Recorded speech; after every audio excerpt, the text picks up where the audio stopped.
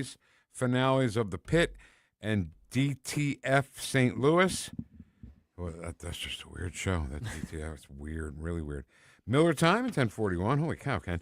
Chris Cooper from Serenity Wealth Management is going to join us at 11:05. Chat box. And listen, Shorty's Diner is like right here. Yeah. Where the old Rock and Roll Hardee's used to be. Yes.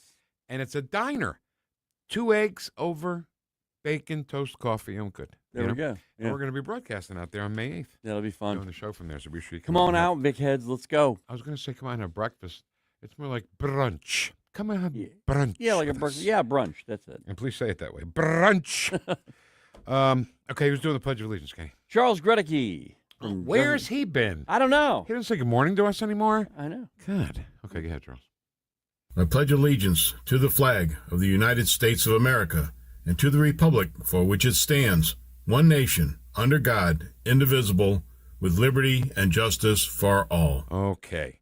So President Trump says that Iran says that the Strait of Hormuz is open, no more barricading people out of it. That should make ships flow smoothly through the strait and onto their destinations to deliver oil. And watch the oil prices just dive today, Ken. It's going to be great. Well, right now the oil prices are diving and the stock market is skyrocketing. And Iran is saying that, well, we decided to go ahead and open the strait. No. Don't. You can say it that way, but that's really not what happened. And you know what? The words that they use, it's so telling, right? We talk all about all the words that they use. Wow, Dow's up 700 points. Yeah. Getting close to 50,000 again. When things are bad, gas prices are skyrocketing. Mm-hmm. But if it's a Democrat, gas prices are edging up. Transitorily.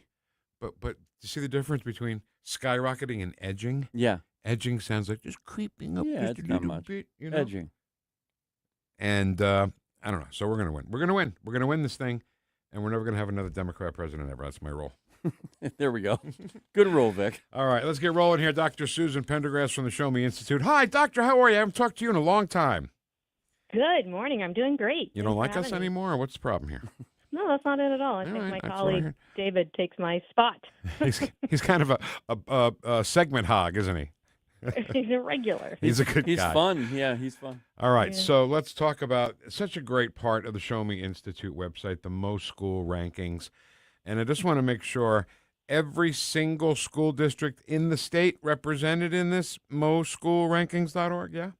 Absolutely, and every school. So you can look at either school district stuff or school, every one of them. Do you find that, because it's like letter grade, right? Like A, B, C, D, E, F, yeah, right? so for the first time, we put a letter grade on every school and a letter grade on every district. Now, I should say we always had a GPA, but for some folks, GPA isn't as easily understood as simply a letter. So we just took the GPAs and we turned them into a letter grade. And, the state's about to do the same thing under the governor's direct order. So it's going to be interesting to see. All right. So a lot of this is centered around third grade, right? Third grade reading level. And when I heard that, certainly a big part of it. Mm-hmm. I said, well, I hope Dr. Pendergrass knows that I can't do math at my own school grade level. That's not true. I can't do math at a third grade level. Let me tell you. Susan, he's really not very good at it at all. Hey, why don't you shut up? Yesterday I had to take a year, right, and subtract another year from it, and it was so easy, but I couldn't do it in my head. I had to write it down and do it on paper. That's how bad at math I am. Pretty bad. Well, we've got AI, right? Yep. Yeah, that's true. That's true. All right, so have you noticed at all that let's take a school district, right? Let's take Parkway. Let's take Parkway School District. Do you find that the district itself gets a certain letter grade, and then different schools in that district, the letter grades vary? Sure, of course. That's always going to be the case. Even in St. Louis, we have charter schools that are Bs in the city of St. Louis, obviously. No, I should say obviously, but in fact, it is an F. But sure, there's variance within our districts, and we published a blog that had all of the A districts, and some of the A districts, like Richwoods, serve really high proportions of low-income students. When you use the lunch program, all of their kids qualify. So but also Brentwood and Ladue and Clayton are A's. But, there are some prizes in there, and I would just encourage folks to look up whatever district or school is meaningful to you. And there's detail there, and there's also spending detail down to the finest level. And it's just a way that we want to improve, transparency so that you can easily just find your school or district, see the color of the pin, and know how it's doing compared to the surrounding area and to the whole state. And it's just information that the state should be providing, and we just are trying to make sure it's really easy for parents and other, interested folks, taxpayers, to find out how schools are doing. And we're talking to Dr. Susan Pendergrass with the Show Me Institute. And Doctor, I hope I'm not oversimplifying this, but to me, it just seems this simple, where you have a teacher and a student. The student's not doing very well, so the teacher doesn't get bonused. But if that teacher makes this child excel, makes the classroom of her own excel, then she should be bonused that way. And because these kids are just not learning the levels they're supposed to be. But I have noticed, and it's because my daughter went through some of this program, where if you have a special class and these kids are really focused on something and they're helped, it really does benefit them. So that teacher in particular that I'm talking about should have been bonused. You know what I'm saying? I don't know. I do think that market wages for teachers, like the rest of us, if we do better, we get paid more. Yes. If we do worse, we get paid less. That makes a whole lot of sense. But, it still is collective bargaining and union labor, which I would love to see teachers, especially really good teachers, like you said, there's so many of them, be paid what they're worth. And we no longer pay teachers that are kind of phoning it in the same amount. And you're right, some of our biggest problems in the state, as you mentioned, are third grade reading. Like, little kids learning to read by third or fourth grade is so important, because after that, they've got to start reading all of their textbooks for other classes. And, we have high school students that are way behind in reading, and we just keep, 40% of our fourth graders in the national test were below even the basic level. They didn't even have a partial understanding of how to read. And we're letting these kids go on, and we are not making teachers use the science of reading to teach phonics and phonemic awareness, so we are going to have a real problem going forward if we don't buckle down and make sure that all of our little kids can read and that all of our kids graduate from high school ready for career or college. So when we're talking about reading a third grade level, while the kids are in third grade, don't the parents fit into this too? I mean, read to your kids, get a book out and read to your kids. Is that not happening? I don't think it's happening as much, and kids aren't reading as much. I mean, that is clear. You don't hate to be the person to say it, but like with smartphones and with the rise of technology, kids aren't really reading books nearly as much as they used to, and parents aren't really reading books as much as we all used to too. So yeah, that's part of it. But also the school systems need to be, and they test kids in like first grade and second grade and third grade, and they know the kids that are falling behind and the kids that are a grade level or two behind when it comes to reading. And those kids need special attention. They need probably tutoring and summer programs to make sure that we don't send them on to fourth or fifth grade, or God forbid, middle school, without being able to read well. So Missouri has not been known for making these hard choices and putting negative information out there. Instead, they prefer to just say everyone's doing great. But we know that that's not true. And I think that, the most important thing that I would like to come out of our letter grades and the letter grades that the state puts on is finally acknowledging that some of these schools are really doing poorly, and the kids in them, while it might make them feel bad to know that, they need to have another option. How many, I don't know, this is a tough question. Are there schools, how many schools, percentage-wise maybe, have a remedial department, remedial reading, remedial math, and stuff like that? I think most schools have paraprofessionals that focus on reading, and we know that sort of across the board, Missouri districts have chosen to hire staff and teachers, even as enrollment's been going down. So they're adding reading specialists and other paraprofessionals, but I don't think it seems to be working. And we know that there are some ways that we're still teaching reading that don't work, like whole language and 3 cueing, where the child's supposed to just look at clues on the page to figure out what the word is. And we know it doesn't work. And this legislature in Missouri has tried to ban it now for a couple years in a row. They've tried to say you cannot use 3 cueing, this idea that kids will just pick up what a word means. And there's been pushback. Like teachers are like, no, we need to be able to use this 3-cueing in whole language. And, there was a whole group of kids for whom they were told spelling doesn't count, and they are now adults who can't spell. So we need to, some states like Mississippi and Louisiana have leapfrogged over us when it comes to getting for early literacy and getting young kids to read. And that's because they have used phonics, phonemic awareness, things we know work, and they have applied it in kids who cannot read on grade level up end of 3rd grade. Don't move on to 4th grade. And that's what it takes. We need hard policies that say we are not going to let you just go on to 4th grade if you cannot read. And you do it early when they're 8 or 9 years old and not when they're going into high school. And Missouri needs to do those kind of tough love things. I don't know. There's bills that have moved pretty far this session. I'm not sure that they're going to get to the governor's desk because there is still pushback on this idea of both retaining kids and not letting teachers use things that we know don't work. I think being a remedial teacher is a kind of a different skill set than just being a regular teacher, right? Maybe, patience is such a broad thing, but isn't my mom was a remedial teacher, and I don't know, she seemed different than the other teachers. So, what do you think the difference in the skill set is? I think you just said the big one, right? Is patience. Yeah, I guess so.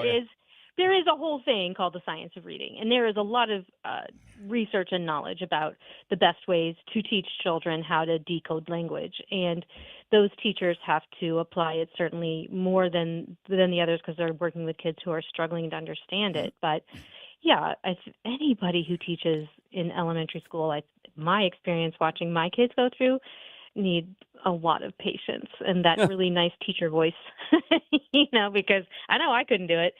I would be, but I think it's great when these people show up and they are so wonderful at teaching our youngest kids. Yeah, there's some amazing teachers out there. But Susan, you mentioned something about tough love. I don't think it's tough love to teach kids how to read. I mean, I know you were talking about how we have to, pivot. But for these kids, they're eager when you're in kindergarten, 1st grade, even start them that early, where they're wanting to, I learned a letter. I remember this like it was yesterday, Washington Elementary in South County. I remember this. I learned the letter R, and it was so amazing to me. And I wanted to learn the other letter. What about that one there? What is that, M? Oh, my goodness. Kids get excited about that. If you get them excited, it's not, I don't think it's a tough love thing. I think it's an encouragement. Yeah, I think the tough love comes in when a kid is still struggling and they're at the end of 3rd grade. And and then there is research that shows it does not hurt them socially to repeat 3rd grade, but there are parents and teachers who just don't want to do it because it just feels bad. But it is honestly doing them a favor to give them that extra year to catch up with reading. But just in general, when Missouri fully accredits just about every school district in the state, we do not like bad news. Period, at the state level. So we just continue to say that we live in Lake Wobegon and everyone's above average. And it is not just the St. Louis public school system is fully accredited. And just think about the financial troubles they've had, the leadership troubles they've had. They're losing kids. Some of their schools are dangerous and they're fully accredited. So this idea that we're just not going to say that we have some pretty bad schools is hurting kids, to be honest. So I think they're going to have to put letter grades on schools and districts, the state is. So there's going to be F schools. And probably some of the people listening to your radio show this morning are going to find out that their kids go to an F school, or they think they're in an A school and they're going to find out it's a C. And that's going to cause some pretty interesting conversations to get started. Well, people listening to the show don't know how to read, so no, I'm just kidding. Just kidding. Little humor. Little humor. That's not true. I have statistics, and every semester somebody would come in and say, I can't do math. I'm like, let's not start with that. Okay. Maybe. All right. I'll shut up. Dr. Susan Pendergrass, Director of Research at Show Me Institute. And the MoSchoolRankings.org is part of the Show Me Institute site, but you can get right to it, right? Yes. Thank you so much. You bet. Our pleasure.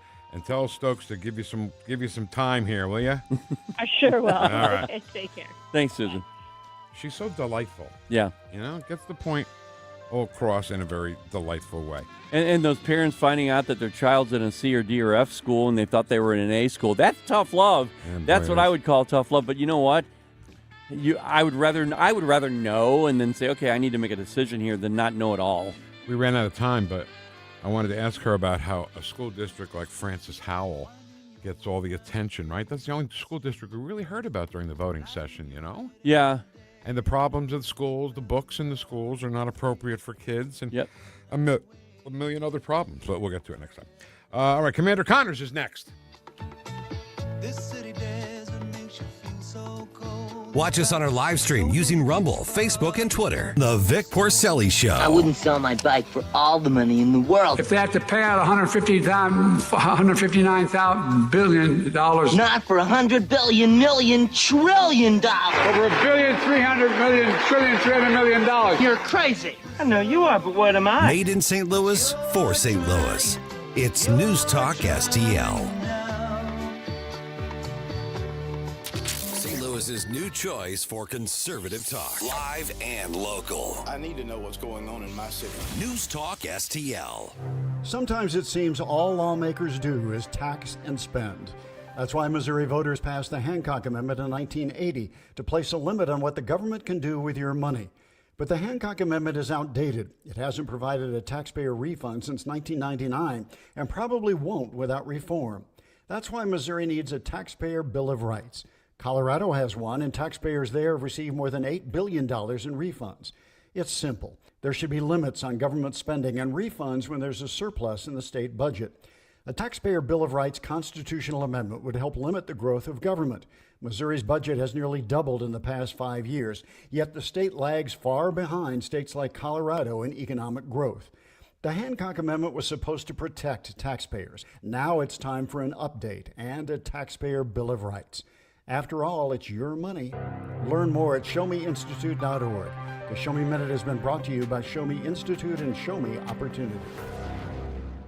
This year, America turns 250, and News Talk STL is celebrating our nation's semi-quincentennial all year long.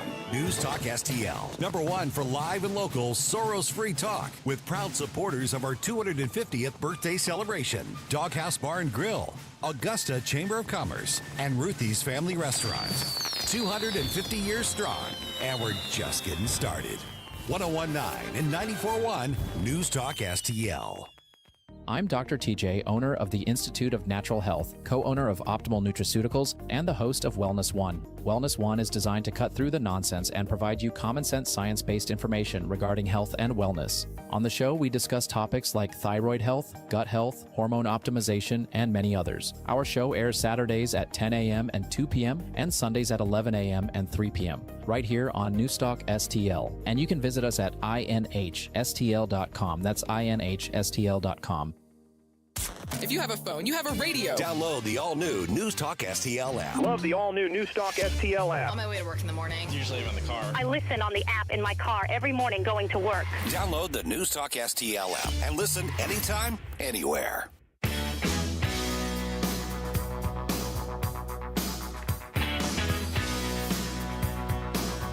It's Friday!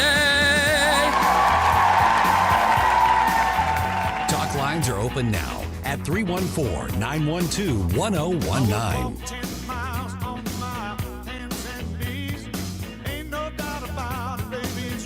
The Vic Porcelli Show. How dare you! Made in St. Louis for St. Louis. It's News Talk STL. Welcome home to 101.9 and 94.1 News Talk STL. I'm Vic Porcelli. That guy there, he's Ken Williams doing what he does every single morning. Thanks, Kenny. You're welcome, Vic. I think it's time for Commander Connors, isn't it? St. Louis. It's Commander Connor's neighborhood. You bet. Marching into your town. Good morning, Commander. Good morning, gentlemen. God bless you. I'm sorry I missed you last Friday, but I was visiting my brother down in Texas. That's important. He's younger than me, but I made a point to say, I'm glad I can spend some time with an older man. I don't get a chance to do that very often. That's where the fight started. Just keep in mind, Yep. Our motto is, the hell with your brother. This is a radio show here, okay? You're right. Hey, you know what? I have not had a chance to say on the air to tell everyone congratulations for you guys for once again being a finalist in the Missouri Broadcasters Association contest. Well, thank you, Mr. Connors. You guys were outstanding. You were really, outstanding. Thank You and you. Jamie Allman. Here's the best part about it. Yeah. We were nominated for our Vic for Vets Right. thing. Yes. So being a vet, Yeah. I'm sure you have a little pride in that. Well, I have pride in you guys, first of all, Love and the that. station. Thank you. And, and what you do with Vic for Vets, it's an outstanding program. Well, we just want to, when Kenny didn't serve, I didn't serve. It's our way to say thanks. No, it's appreciated. All right, so let's talk about, all of a sudden, the Dow's up to almost 50,000 again, Larry. Oh, my God. Wait, let's check the crude oil prices, shall we? Yeah, they're dropping like crazy. 88.42 cents. Oh, wow. Yeah, it's going down. Yeah. And we kept saying it's going to go up and go up. Down. And I had preached repeatedly on my program. I'm tired of hearing you BIH about a 3 or 5 cent gallon increase. I know it's tough for some people. I'm accepting that. I'm not dismissing it. But we're at war, basically. I know we don't have the Water Powers Act, but if we had this kind of attitude, think of what the people were doing during World War II. Even if you had the money, Rosa the Riveter, even if you had the money to buy all the gas you wanted, you could only get a certain amount. It was rationed. I mean, and the attitude was, it's what's best for the country, not for me. Families were taking pots and pans, and they were donating them for the war effort. Yes. I mean, yes. When I was young. When was that? Couple years ago. Ice Age. Hush up. Watching a Bugs Bunny cartoon. All of them. And the plane runs out of gas so it doesn't crash because it runs out of gas and it just sits there. I remember that. And then Bugs Bunny got, you know how it is with these A-cards. And that was the rationing, the A-card, right? Yeah, yeah. Right? It I love depends it. upon what letter, how much gas you could get. I love it. So the point is, okay, you've been preaching that. We've been preaching on this show with the gas prices and the stock market. I said, to quote a high school geometry teacher, don't give up what you want most for what you want now. I've heard you say that, and I certainly agree. I mean, and what also ticks me off is they're thinking about their own little personal comfort, not thinking about the troops we have in theater, downrange, who are in harm's way. Yeah. And we've already lost some, and I'm afraid we'll probably lose some more regardless of which way this goes at this point. And I think the message we need to be continuing, like beating it every single day like a drum, Larry. Yes. Biden administration created this Yes, problem. They were the yeah. ones who started the prices rising during that administration. The inflation rate was 9.1% at one point. Oh, how dare you? That's blasphemy. And they lied. Yes. They lied all the way through it. And all we're trying to do now, the president, Trump, and his administration is trying to just bring the prices back down from there. And we would not have Iran with its position right now if Obama had not agreed to this deal, which was never a treaty, never went through the Senate because he couldn't get it passed. Chuck Schumer preached against it. And in her campaign against Obama in the primary, Hillary Clinton said, if I'm president, we will attack Iran. She said that directly. And now suddenly, hands off. Let's don't do anything. I know you love everybody. Me. Yes, you too. But press secretary, oh my God. Caroline Leavitt. Caroline Leavitt. We said, why doesn't she, to shut people up in that briefing room right away, the quote you just said about Hillary Clinton, she has the technology to put that video on the screens in the briefing room, and then it'll shut them all up. And didn't she do some of that the other day, Ken? I heard you talking about it. I didn't get to see it. Well, she had quotes up. Okay. But not video like this. We will prevent Iran from acquiring a nuclear weapon. Biden. By whatever means we need. Period. I will not hesitate to use force when it is necessary to defend the United States and its interests. Should Iran ever contemplate using nuclear weapons against Israel, they must understand what the consequences will be to them. Yes. Oh, very powerful. Great statements. So why isn't she putting those videos up on the screen in the briefing room? I love it. And it'll just, at least, it'll chip away a little bit at some of the stupid questions. I'll call Caroline later Would you today do that? and tell her. Would you? But we'll give you. you guys the credit because you're the one. But it's a great idea. Yeah. That's Commander Connors over there. He's on every night from 6 to 8 o'clock. So let's get back to this war going on. All right. The left, they want to invoke the 25th Amendment. I know. And I'm not sure they know how that works. First of all, they want to use it against Hegseth as well. Well, you're talking about 25th for the president. I'm sorry. Go ahead. I was thinking about impeachment. The 25th Amendment has to begin with his own cabinet. Yeah.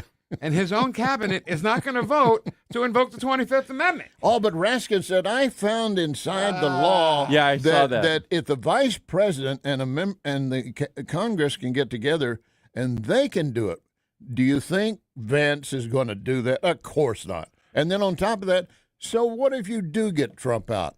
If you do that, who do you think is going to succeed? Vance. Right. And then you got Trump 2.0. Yep. And then you got With J.D. Rubio Vance. right behind him. They're full of idiocies, but no one calls them out. But they have nothing. Yeah. They have nothing. Let's talk about Higgs stuff. Yeah.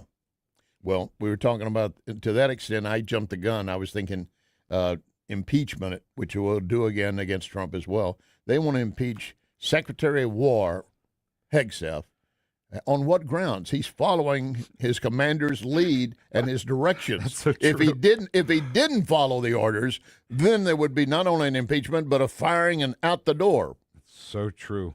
You know, we've been talking, especially this past week, the Democrats are like, President Trump's committing war crimes. He's Yeah. going to bomb infrastructure. He's going to kill babies. And it dawned on me, about 2-3 nights ago when he said he was going to destroy their civilization. Right. When he said that particular thing, Right. he didn't say with bombs or ammunition. Yeah. He's doing it by choking off their economy. Yeah. Same way, destroying a civilization. And I thought that it was a little over the bounds because only folks I knew they'd misinterpret it. But he's talking about your regime and what you have now. We're going to destroy that civilization. And the other thing I was getting into the other day, I did yesterday or 2 days ago in my commentary, where I'm drawing a blank on which congressman it was. It said, we cannot bomb an enemy in submission. It does not happen. You do not win. You cannot bomb an enemy into surrender. Will somebody remind him of what happened with Japan? Yeah, right, right. Yeah. We had some big old bombs with that one. But all of this that we're talking about right now revolves around the media. The media is creating this whole thing. Yeah. If it wasn't for the media, these distractions, this deceit, all these different things that they're saying would not happen. It's if they were to just tell the truth. I'm not saying, favor one side or the other. Right. Don't favor Trump, No, yeah. but just tell the truth. And then that would at least get the message out there. I think Americans would be more secure about what's going on right now. And see, I think those of us on this side, and be you called a Trump MAGA or just a conservative independent or just an American, we can say that. The other side is so filled with hate, they cannot accept the fact that they would be willing to do just the fact stuff that fits everything, not just their case. We put on both sides. The American public can make a good decision. They're smart. So. All right. Larry Connors, USA, 6 to 8 o'clock. What is coming up? What's coming up on the story behind the story tonight, Larry? I'm so glad you asked. Yeah. Today, on this date, Apollo 13 splashed down in the ocean. Houston, we have a problem. Yep, that's James Lovell, right? Was that that's James Lovell? James Lovell, yep. And you're going to hear some from him and a few clips from the Tom Hanks movie made about it as well. Can I say something real quick about that? Yes, sir. In the movie Apollo 13, there's a guy at NASA. I think it's Ed Harris. It is. Plays yeah, the guy. It is. He says, all right, they have this, and they have to make this. Yeah. And NASA, the smartest people in the world work at NASA. So I had an astronaut in one day. This was years ago.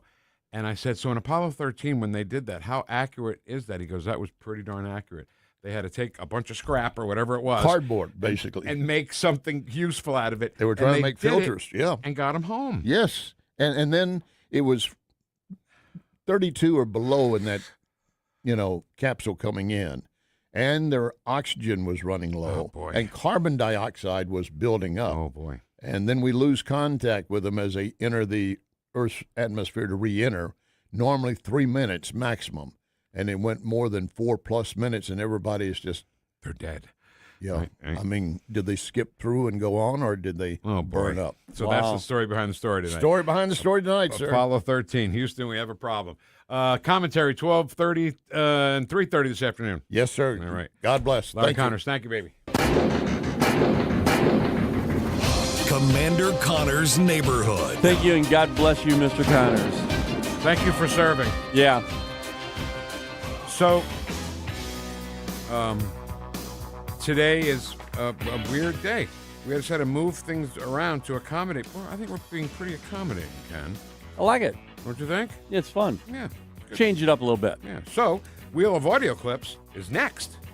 I would walk 10 miles on my hands and knees.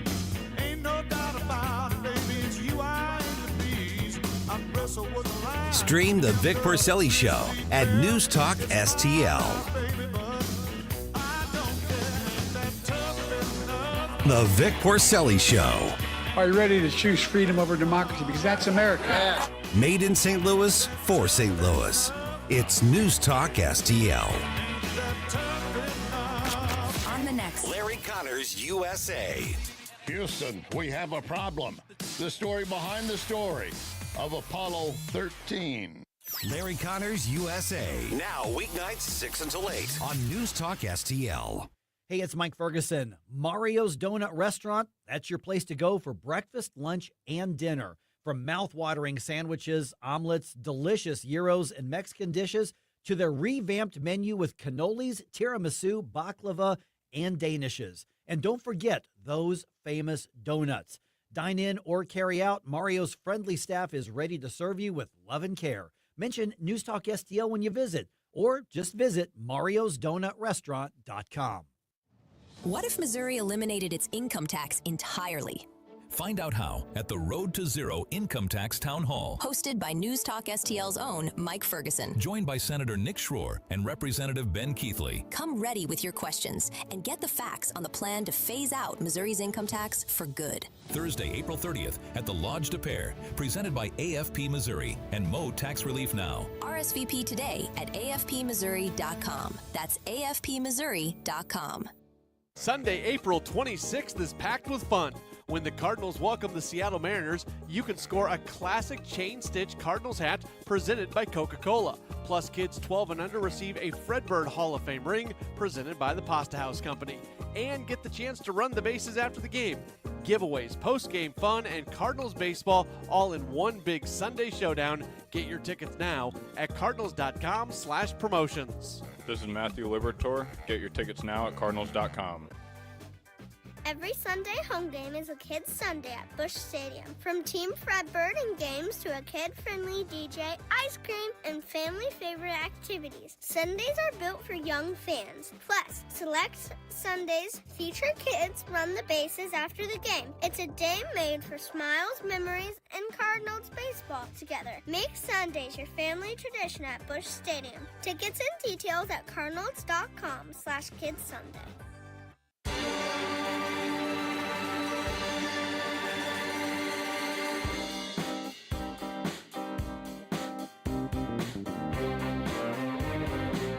Talk lines are open now at 314-912-1019.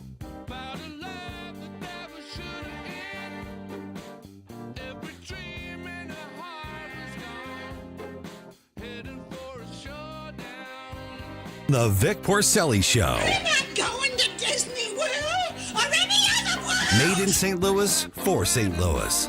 It's News Talk STL. Electric Light Orchestra. So, the 11th annual Jeff Hansen Memorial Foundation Sporting Clay event is happening Saturday, May 16th at Black Hawk Valley Hunting Preserve in Old Monroe, Missouri. Now, you can get a team of 4 together, or you can join as just yourself, just as single. The cost, though, will include breakfast, lunch, and shells for the day. Starts at 8 o'clock on Saturday, May 16th, and you can help us honor our great friend, Jeff Hansen, as he would have insisted. Have fun. He would have insisted that. Yep. Go to Jeff Hansen Memorial Fund Foundation.com for more information or to register. Or, of course, all the information is always at NewstalkSTL.com. Wheel of Audio Clips! Brought to you by Johnson Heating and Cooling, making homes comfortable all year round. 636-332-4141. It's America's favorite game show, The Wheel of Audio Clips. Here's the host of Wheel of Audio Clips, Vic Porcelli. Thank you, Jim Osmond. Good morning, studio audience. Those Friday studio audiences a little more raucous than the rest of the week. Oh, yeah. We let all the drunk women in to come and be part of our right on Friday studio audience. Okay, it's the Wheel of Audio Clips. What we do is, it's a review. It's a review of the audio that we've heard all week. Yeah. Right? That Ken grinds away every night grabbing for us.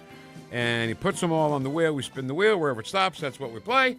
And we're doing it early today to accommodate somebody. I don't know. We had to move things around today. Yeah, we're going to have fun today. We are going to have fun. So, Ken, let's get going. Let's spin that wheel. Friday. Apollo 13.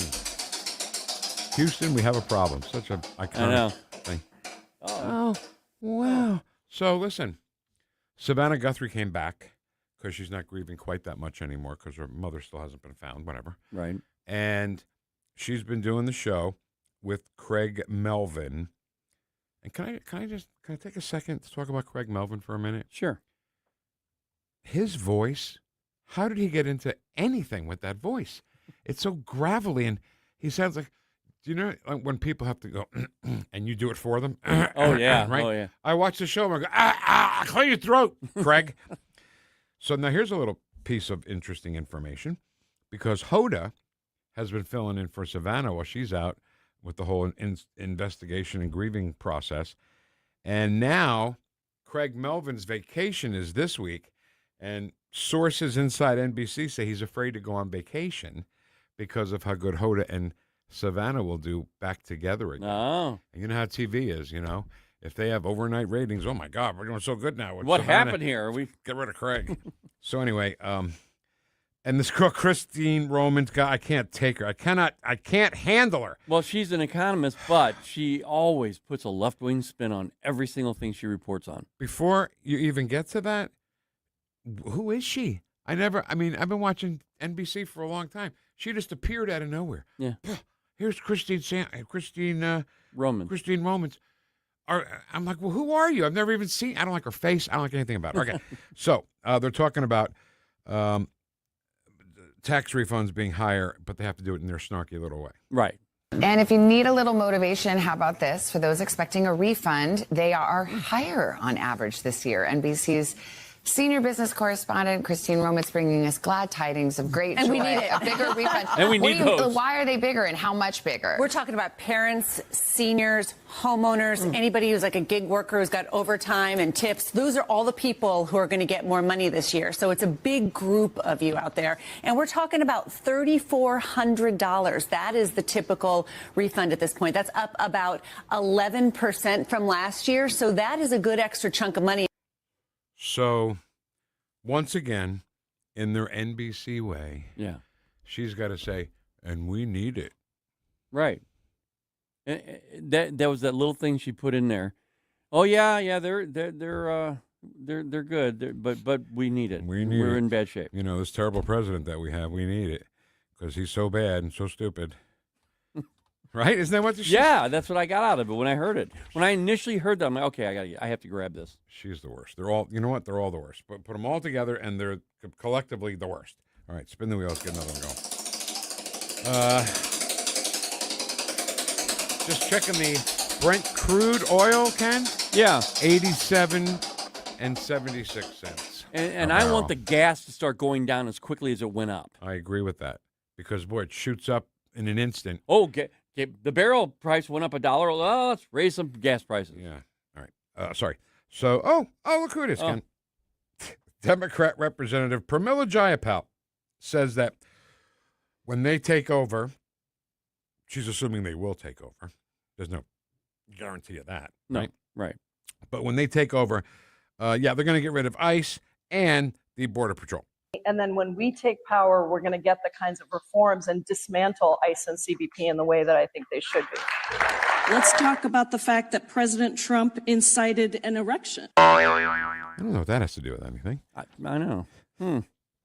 What does ICE and CBP have to do with President Trump's erection? Right. Right? I don't know. Well, it wasn't his. He incited. It. Yeah, right. Because he's just maybe hers. Sexy-looking guy. Incited an erection. I'm sorry. You need to be able to say what you mean to say. Yeah. In that kind of a position without making that kind of mistake. Yes. Okay, Ken. Because we'll steal it and use it every day. This guy needs to crawl back under the rock that he came from, James Carville, with some pretty inflammatory words about President Trump. I want to be clear on this. I do not want that man to die. I want to watch him suffer. And I can't watch a dead person suffer. So I want him to be fully cognizant come November. So when people tell him. I think it needs to be investigated. When you insinuate that a president needs to be murdered, which is what he's doing. What did he mean by when people tell him? What did he mean by that? Right. The very last thing. Can you play that And last? I can't watch a dead person suffer. So I want him to be fully cognizant come November. So when people tell him. Huh. Wait a minute. When people tell him. Kill him? When? Ooh, not if. No, when? When people tell him. Wow. So what does he know something? See, that What, does he would know something? that would require an investigation. Yeah. Okay, I get it. You hate him, but you said when people kill him. What do you mean by that, Mr. James Carville? Again, the double standard. You can say something like that about President Trump, but God forbid, don't you say anything about Barack Obama like that. Right. Or you racist. And you have the army on you. All right, let's spin the wheel one more time. Got a couple more to squeeze in here.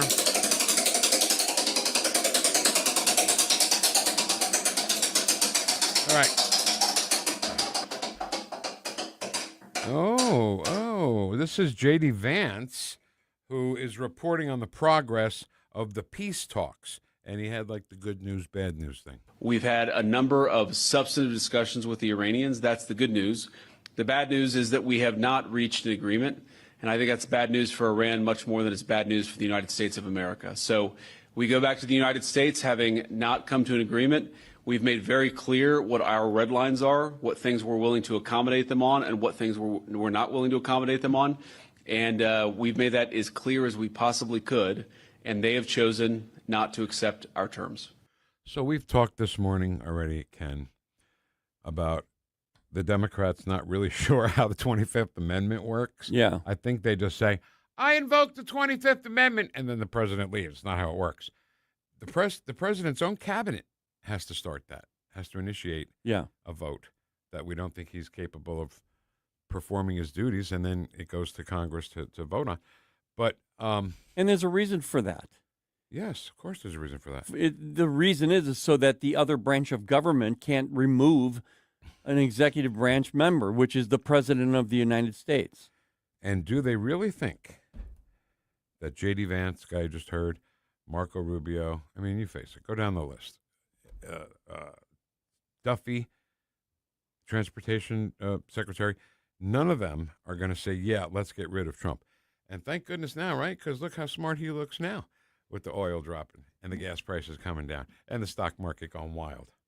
Yeah, he didn't just do this whole plan. This whole plan, I think, has been being mapped out since his first term, since before his first term, Vic. Mm-hmm. I don't think, they say, he has no, the administration is flailing. They have no idea what their plans are, what their strategy is going to be, what their end game is.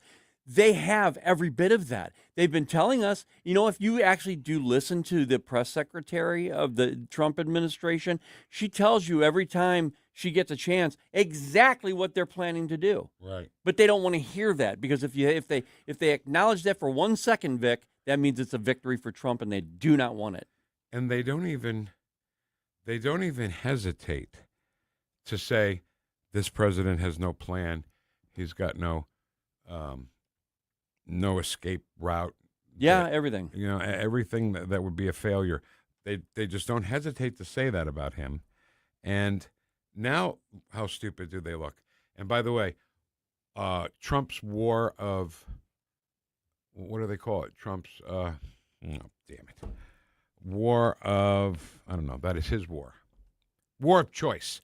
Oh, okay, yeah. That's the new phrase. Yeah. They got together in the boardroom, smoky boardroom.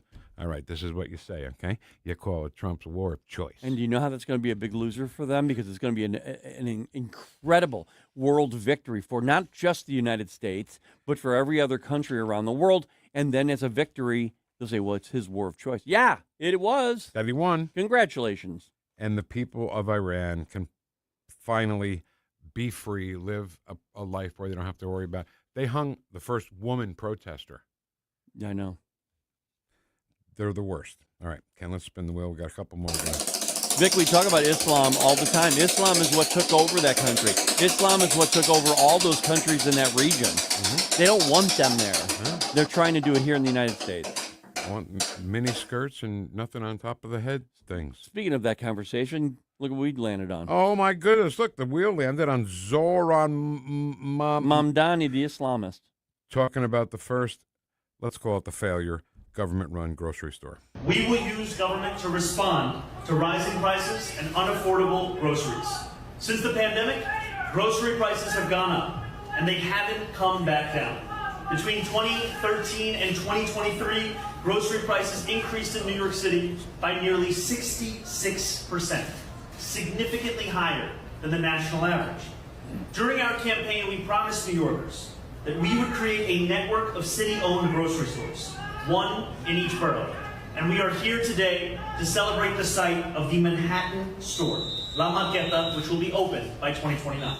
Did you already said very end? By 2029. Yeah. It was supposed to be immediately open. And there's some guy, some heckler in the crowd there I calling know. him a traitor, which was just great. You know, the people who, I'm not going to say I told you so, okay? I'm not going to say that. But everybody, yeah, let them win. And then, you know, we'll learn a lesson. And in the course of learning a lesson, they're going to be broke and empty. I hate to say it, but I was the one who said that to you. Said what to me? That let him elect. Oh. If he's elected, okay, they voted for him. Unfortunately, they're going to have to find out. And Ken, I didn't say you were wrong. I just said that's a very expensive lesson. It is. It's a shame. You want to have an expensive lesson, so expensive that it's going to ruin the greatest city in the world? People are flocking away from New York right now. Yep. They were before, but they are really a lot more now. Right. Can we do one more, Kenny? Yeah. No, let's squeeze in one more. While the wheel is spinning, Ed Scoit, he's always questioning everything we do. He said, I came on late and thought I was in a time warp. Wheel of audio was on, and I had to look at the clock. Whew, all good. We're accommodating other things and Yes. other people and other features. And Oh, here we go. you know, it's about time. It's about time this wheel stopped on Donald John Grover Cleveland Trump. Damn it. I would say it's holding well.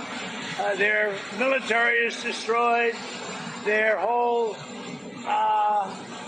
Navy is underwater. You know that. 158 ships are gone. Their Navy's gone. Most of their mine droppers are gone. We have a lot of people, as you know, at 10 o'clock tomorrow, we have a blockade going into effect. That'll be 10 o'clock tomorrow. Other nations are working so that Iran will not be able to sell oil. And that blockade has been working swimmingly. No bombs. No. Destroying a civilization with no bombs. Everybody's getting their oil and no bombs. All right, that's all the time we have for the Wheel of Audio Clips. This is Vic Porcelli saying, please control the liberal population. Have your liberal spayed or neutered. Goodbye, everybody. All right, Ken, since we have a minute here, can I just a quick update on Sally Bones? Yeah. So we brought Sally to the vet a while ago. I told you about that. She's a fatty. She weighs 98.6 pounds. And we had to go back 21 days later. And so that was yesterday. So it was 2 days ago. So we go to the vet, and there's another dog there. Sally has not had a whole lot of interaction with other dogs. And her personality traits, she barks at people, does not bark at dogs. It's the craziest thing. So it's the dog there, and she's getting along fine. Oh, that's weird. And then the lady comes out. Oh, I just love this girl. She's so great. She's so sweet, and she's so positive and helpful.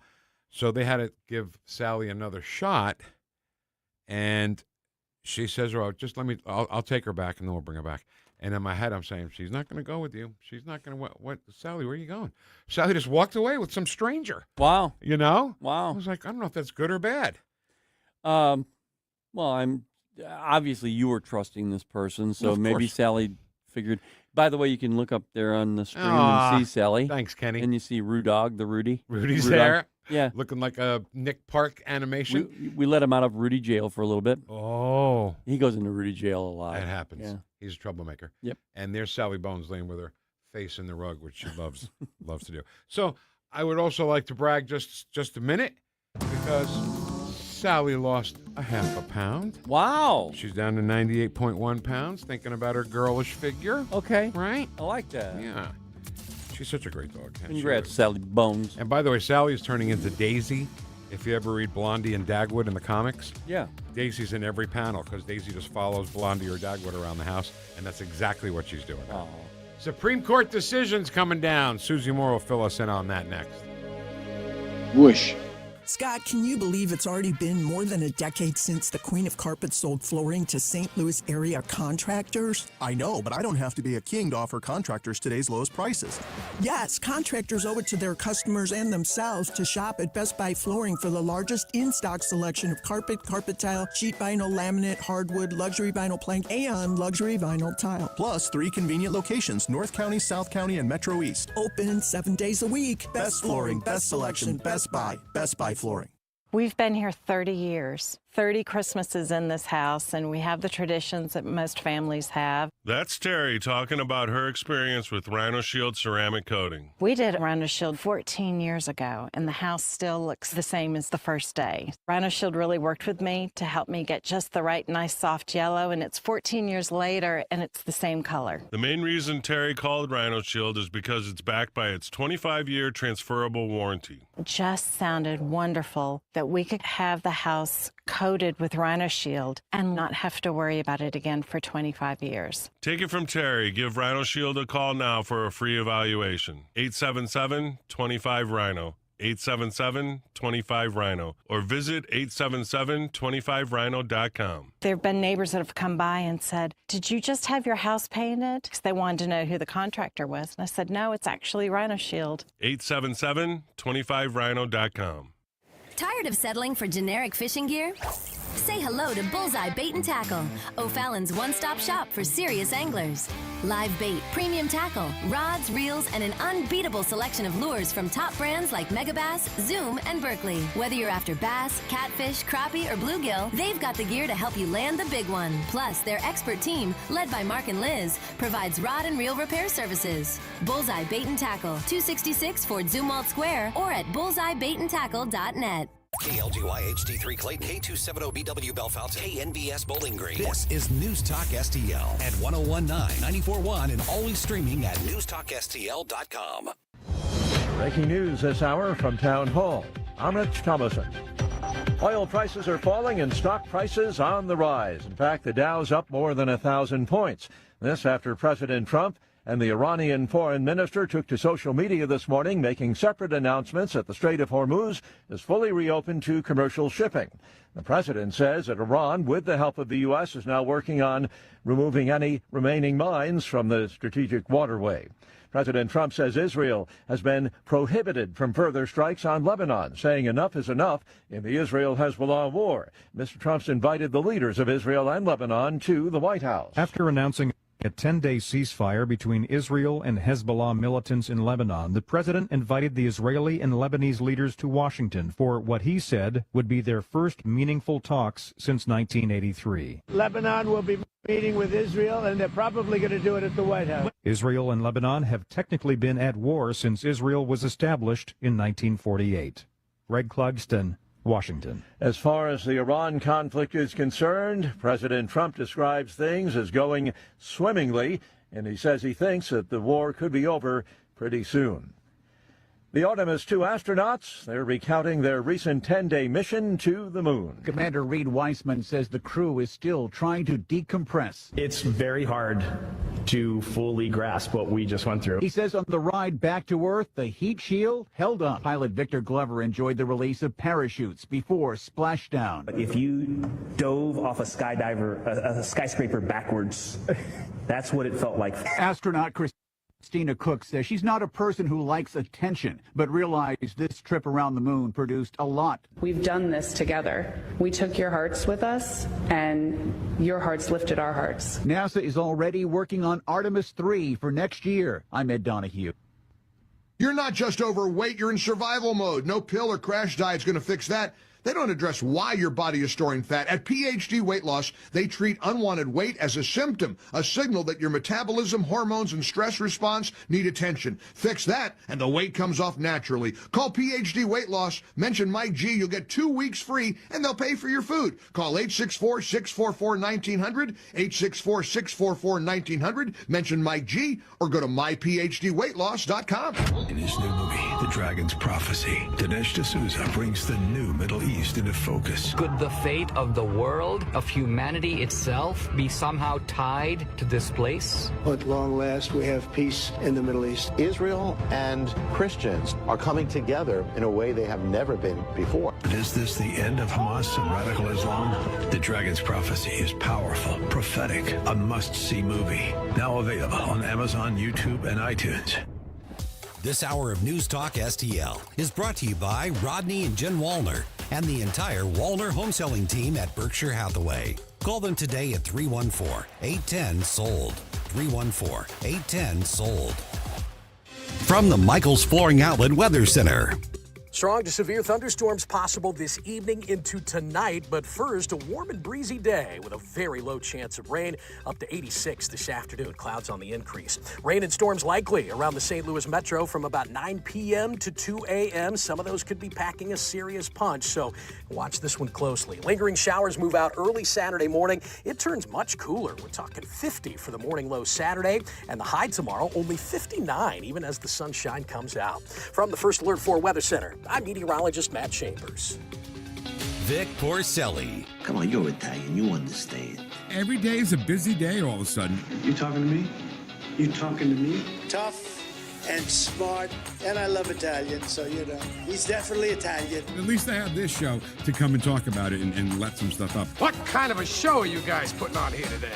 The Vic Porcelli Show. All right, hour number 2 of our 3-hour tour. I know it's a little confusing because we already did a wheel of audio clips, but hey, we had to move things around.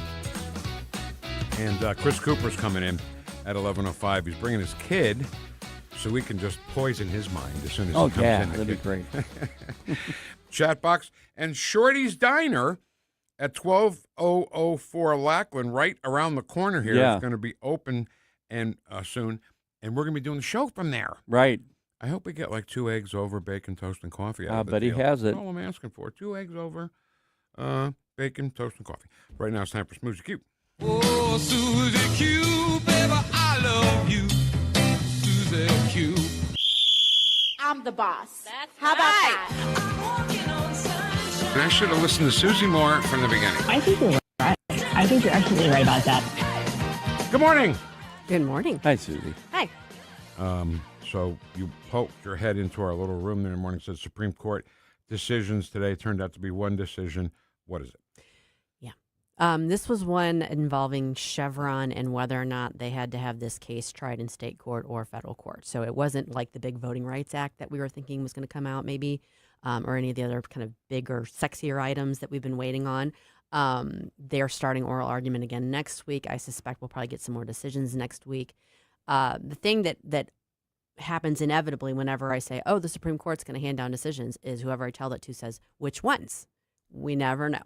You don't know until they announce them that morning at 10 a.m. Eastern. So it could be 3 decisions. It could be 1. It could be a big one. It could be one that everyone's like, oh, okay, whatever.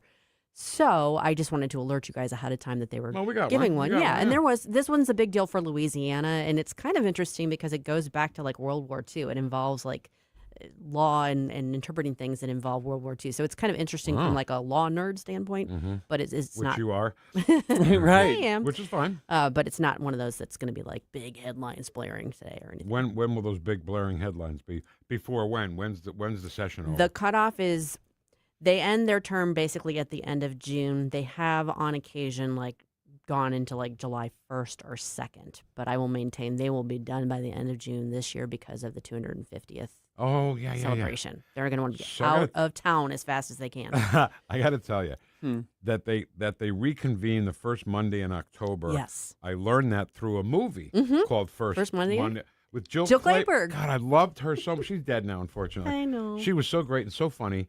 Did a lot of great things with Burt Reynolds. And was she actually playing Sandra Day O'Connor? Or just based on it?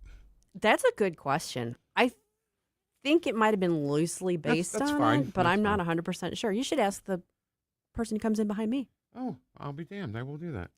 I got She something would for know. her. I got something for her that she might not know, by the way. About Kathy the will pit. know. Yeah. Okay, go. Go. No, wait, I before was you say it, I walked in this morning. Ken does this all the time.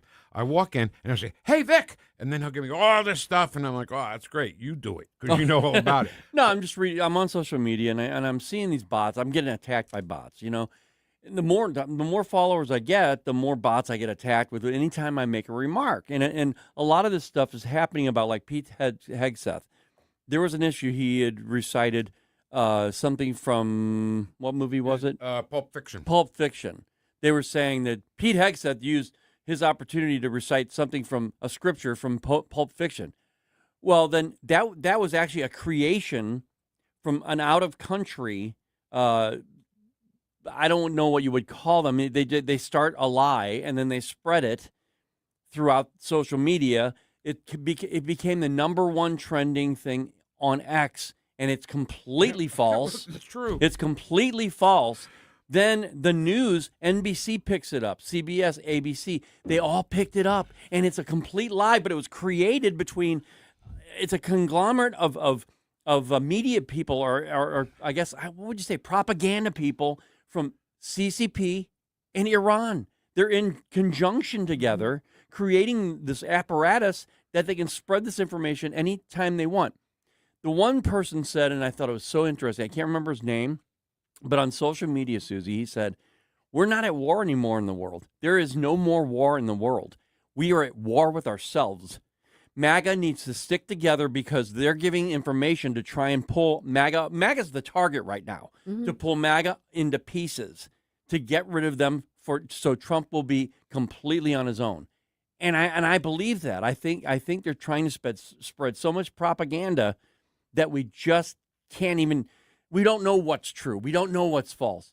And I'm saying, MAGA, hold the course. Don't even watch this stuff. Don't even pay attention to any of these lies. What do you think about all that? Well, I think that gets to something we've talked about before, and I always come back to, and it actually has kind of biblical import, and that is discernment. Whatever information you are taking in, you've got to be discerning. You have to consider the source. You have to be willing to go and look and see if there's something that challenges it. You can't just take it at face value. And so whether that's coming from a pseudo news site or somebody said it on social media or a podcast, that sort of thing, it's important to remember that you can't just take things at face value. You can't just run with them as soon as you see them because you want to be the next one to get it out and you want to play the telephone game and get it out to everybody. It's an information war.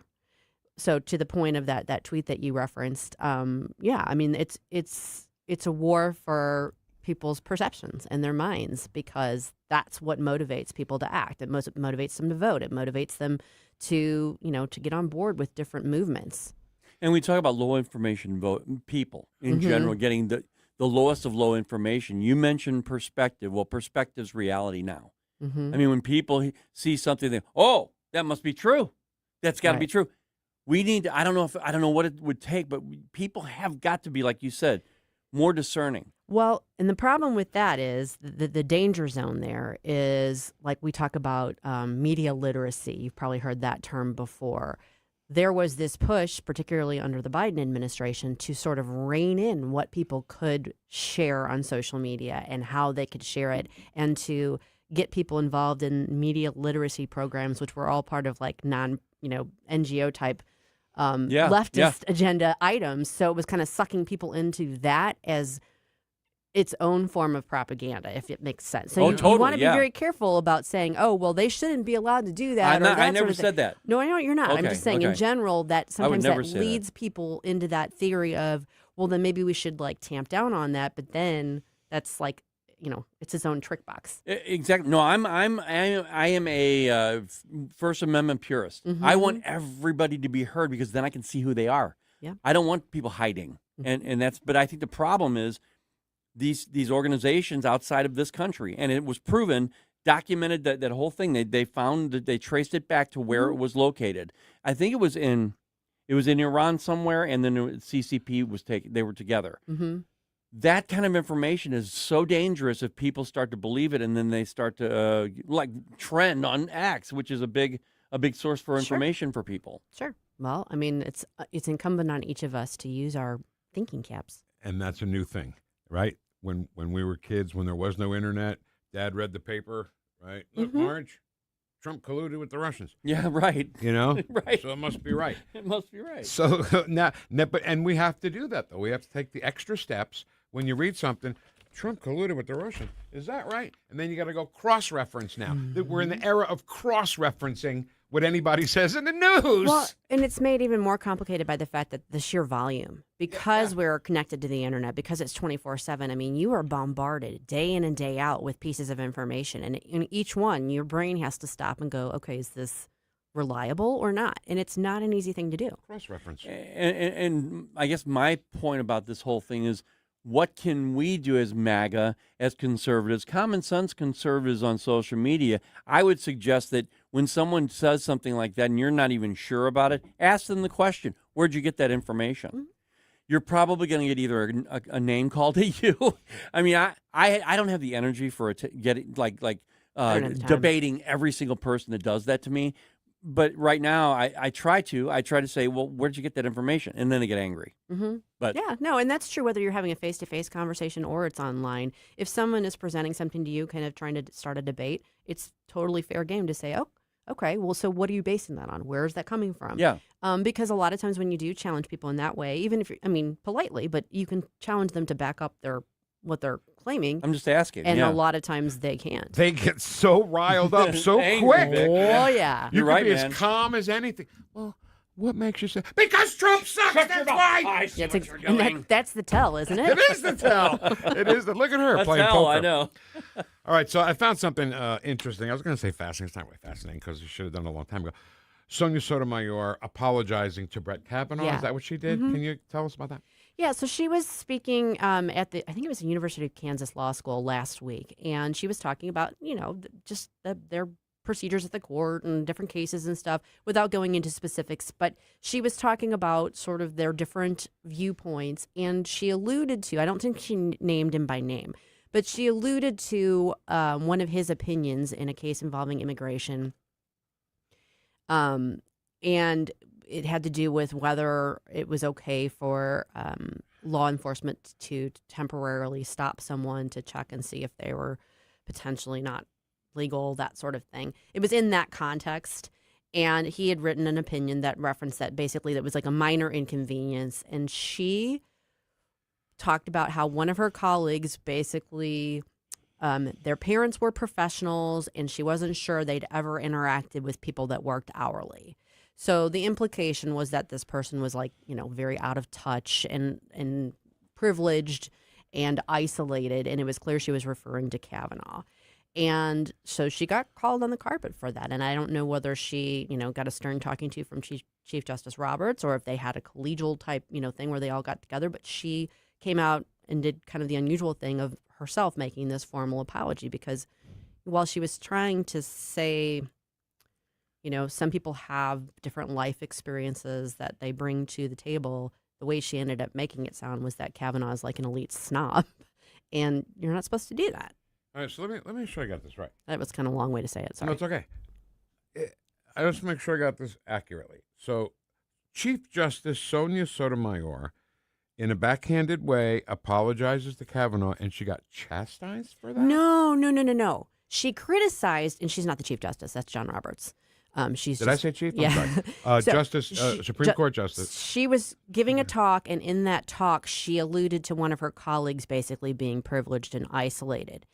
After that, this week, she has now apologized for that statement that was implying that Brett Kavanaugh was basically a snooty So snob. what did John Roberts talk to her I'm about? saying because she came out and gave this formal apology, I'm wondering if Chief Justice Roberts had said, you need to be making an apology, that you crossed the line. Got it. That's what I'm saying. I'm good with that. Now, I'm good with that. She may have decided on her own to do it, or they may have had a conversation there. Maybe she and Kavanaugh had a conversation, and she, who knows exactly what the machinations were. The bottom line was she crossed a line with that comment last week, and she recognized it, and she did. Her apology was actually a straightforward apology, Yeah, and I get that. I do appreciate that.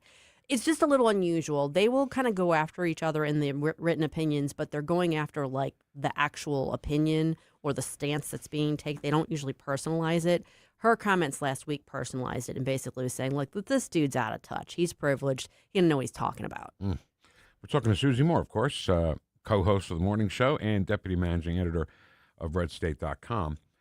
So you've been following the Supreme Court for a while, right? Mm-hmm. I mean, when they come down, you're always on it. When did you notice that they're not allowed to be Antonin Scalia and Ruth Bader Ginsburg anymore? They used to go out and drink together and be friends. Right. That just doesn't happen anymore. Well, I mean, and those two might have been kind of an unusual representation of that, but the court has always strived, in my observation, to maintain that collegiality and to disagree respectfully when they're disagreeing, because they do disagree, and they've done it for the entirety of their existence, but to do so respectfully. And there has been an uptick, I think, in written opinions that seem a little bit more jabby at each other. I would say over the past 3-ish years, maybe 4, some of it is a Trump effect. Some of it is the Ketanji Brown Jackson effect. Some of it is the girl effect, I will say. Because there's so many women on the 4 women on the court. I mean, there's just... I never thought of that. It's 5-4. I never really thought about it either. Yeah. But that's the way that's the way we think, though. That's the way we think as conservatives. We don't, Susie, we don't think about that stuff. No, and I think about it just in terms of the way people communicate. So, women and men communicate differently. Even legal scholars, even, Supreme Court justices, there's just slightly different way in which they relate and communicate. And I think that kind of comes into some of the decisions as well. But you mentioned something 3 or 4 years ago. I think idiot speaks for itself, and that's my opinion. But Ketanji Brown Jackson, I think it's wait. That's not her name. What? Her name is Ketanji Jackson Brown. Oh, isn't it? No. Wait, what? It's Ketanji Brown Jackson. You sure? Yeah. Okay. Yeah, it is. So, but there is no conservative going out to drink with a liberal. I mean, Ronald Reagan and Tip O'Neill used to go out and get hammered together, fight like dogs during the day, and drink together at night. Well, I will say this.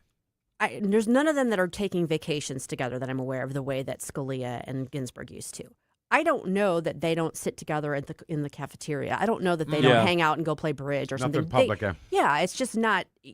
First of all, we don't see their public, outings that much, and for security reasons. Mm-hmm. Right. So they may all, Amy may sit down with Ketanji and have a fine lunch, but they disagree very vehemently. in their opinions. Lately they've been saying. I know they're kind of at odds. No, they've been saying that what's her name? Amy Coney Barrett. Amy Coney Barrett is like hanging out with the liberals a lot more now and speaking. Who's about, they?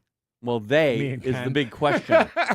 They is the big question. Well, no, the reason seriously, this is why I'm asking you. And the reason why I'm challenging this is why, because there were a couple of opinions where Amy Coney Barrett sided with the 3 liberals on the court, so it was a 5-4 decision. But then remember, like her decision last year, her opinion that really tore a new one into Ketanji Brown Jackson. Like there's an idea that there's like a rift now because Ketanji has become so kind of antagonistic and created this issue for the other justices. So I don't know if they were talking about before that. I mean, I can't remember which decision it was. But it was, Coney Barrett kind of ripped Brown Jackson a new one in that opinion last year. And it was like, ooh, okay. Okay. So and that's why I asked Amy Coney Barrett not getting along with Ketanji Jackson Brown. No, it's Brown Jackson. You sure? Yeah. Because I really thought it was Ketanji Jackson Brown. Nope. Okay. All right, whatever. Yeah. So, you know what? We're out of time, but I wanted to, briefly as you can, answer the question. Kavanaugh and Swalwell, the contrast on how the left is looking at both of them, right? Mm-hmm. They wanted to fry Kavanaugh, and Swalwell's always okay, but at least they did kick him out of the Congress. Yeah, I think that very quickly that pivoted on Swalwell. At first there was just sort of these allegations and whispers, and then all of a sudden it's like the floodgates open. And there's so much backing that up, as opposed to with the Kavanaugh thing, which was like this weird kind of wispy in the past, long ago past situation. But you do have to compare those and say, okay, well, how do people react? Swalwell got, he got tossed. I mean, like the bus has run over him, and he's dead Yeah. meat. He's dead meat. Like Richie Aprile ran over Beansy back and forth. He's no longer of any use, and he's a liability. So the Democrats have all said, "Oh, no, thank you, bye bye." And that's what it was, because for months, if not years, they knew about him. Of course, the Democrats knew, and they've proven it. And yet they didn't say anything, because you know why? Because Susie, it's all a lie on the Democrat Party. They don't care about people. They didn't care about any one of those women.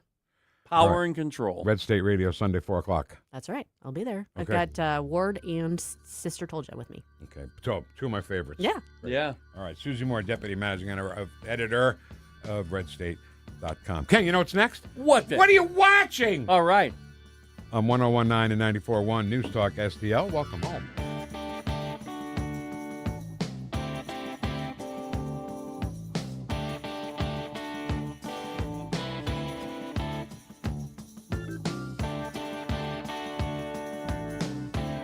Stream the Vic Porcelli Show at NewstalkSTL.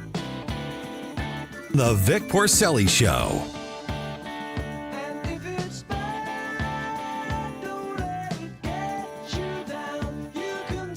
Made in St. Louis for St. Louis. It's Newstalk STL.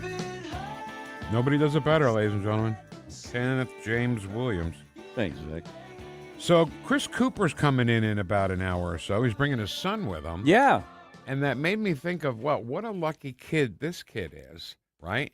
To get a jump on the retirement that he deserves, right? He deserves the retirement that all of us deserve. Right. But learning from Chris right from the word go, right from birth. That's a great conversation to have, possibly. So we'll ask him about his father. And All why, right. And why his father's been hanging out with Diane Wood, my girl Diane Wood. The hell's going on there, Ken? Wow. That was right below the surface. That's wasn't the it? first thing I'm going to ask him as soon as he walks in the door. But Chris knows how to do it, and he knows how to do it with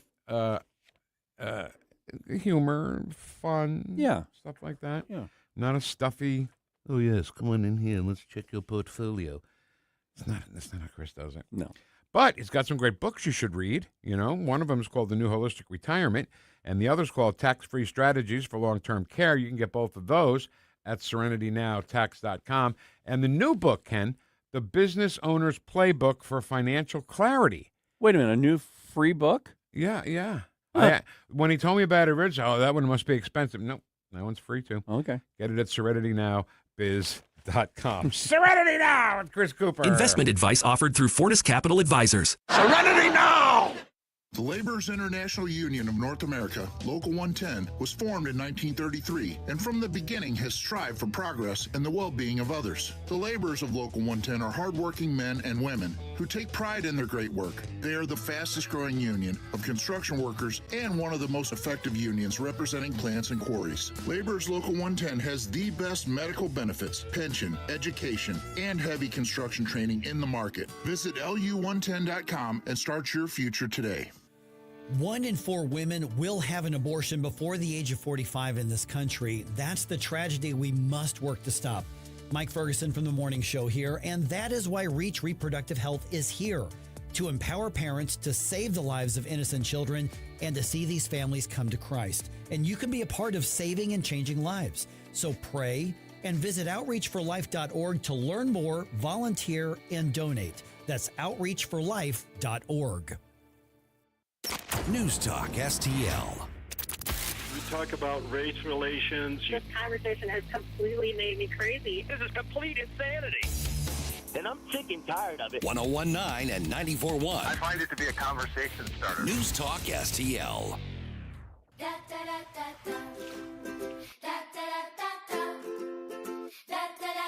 It's Friday!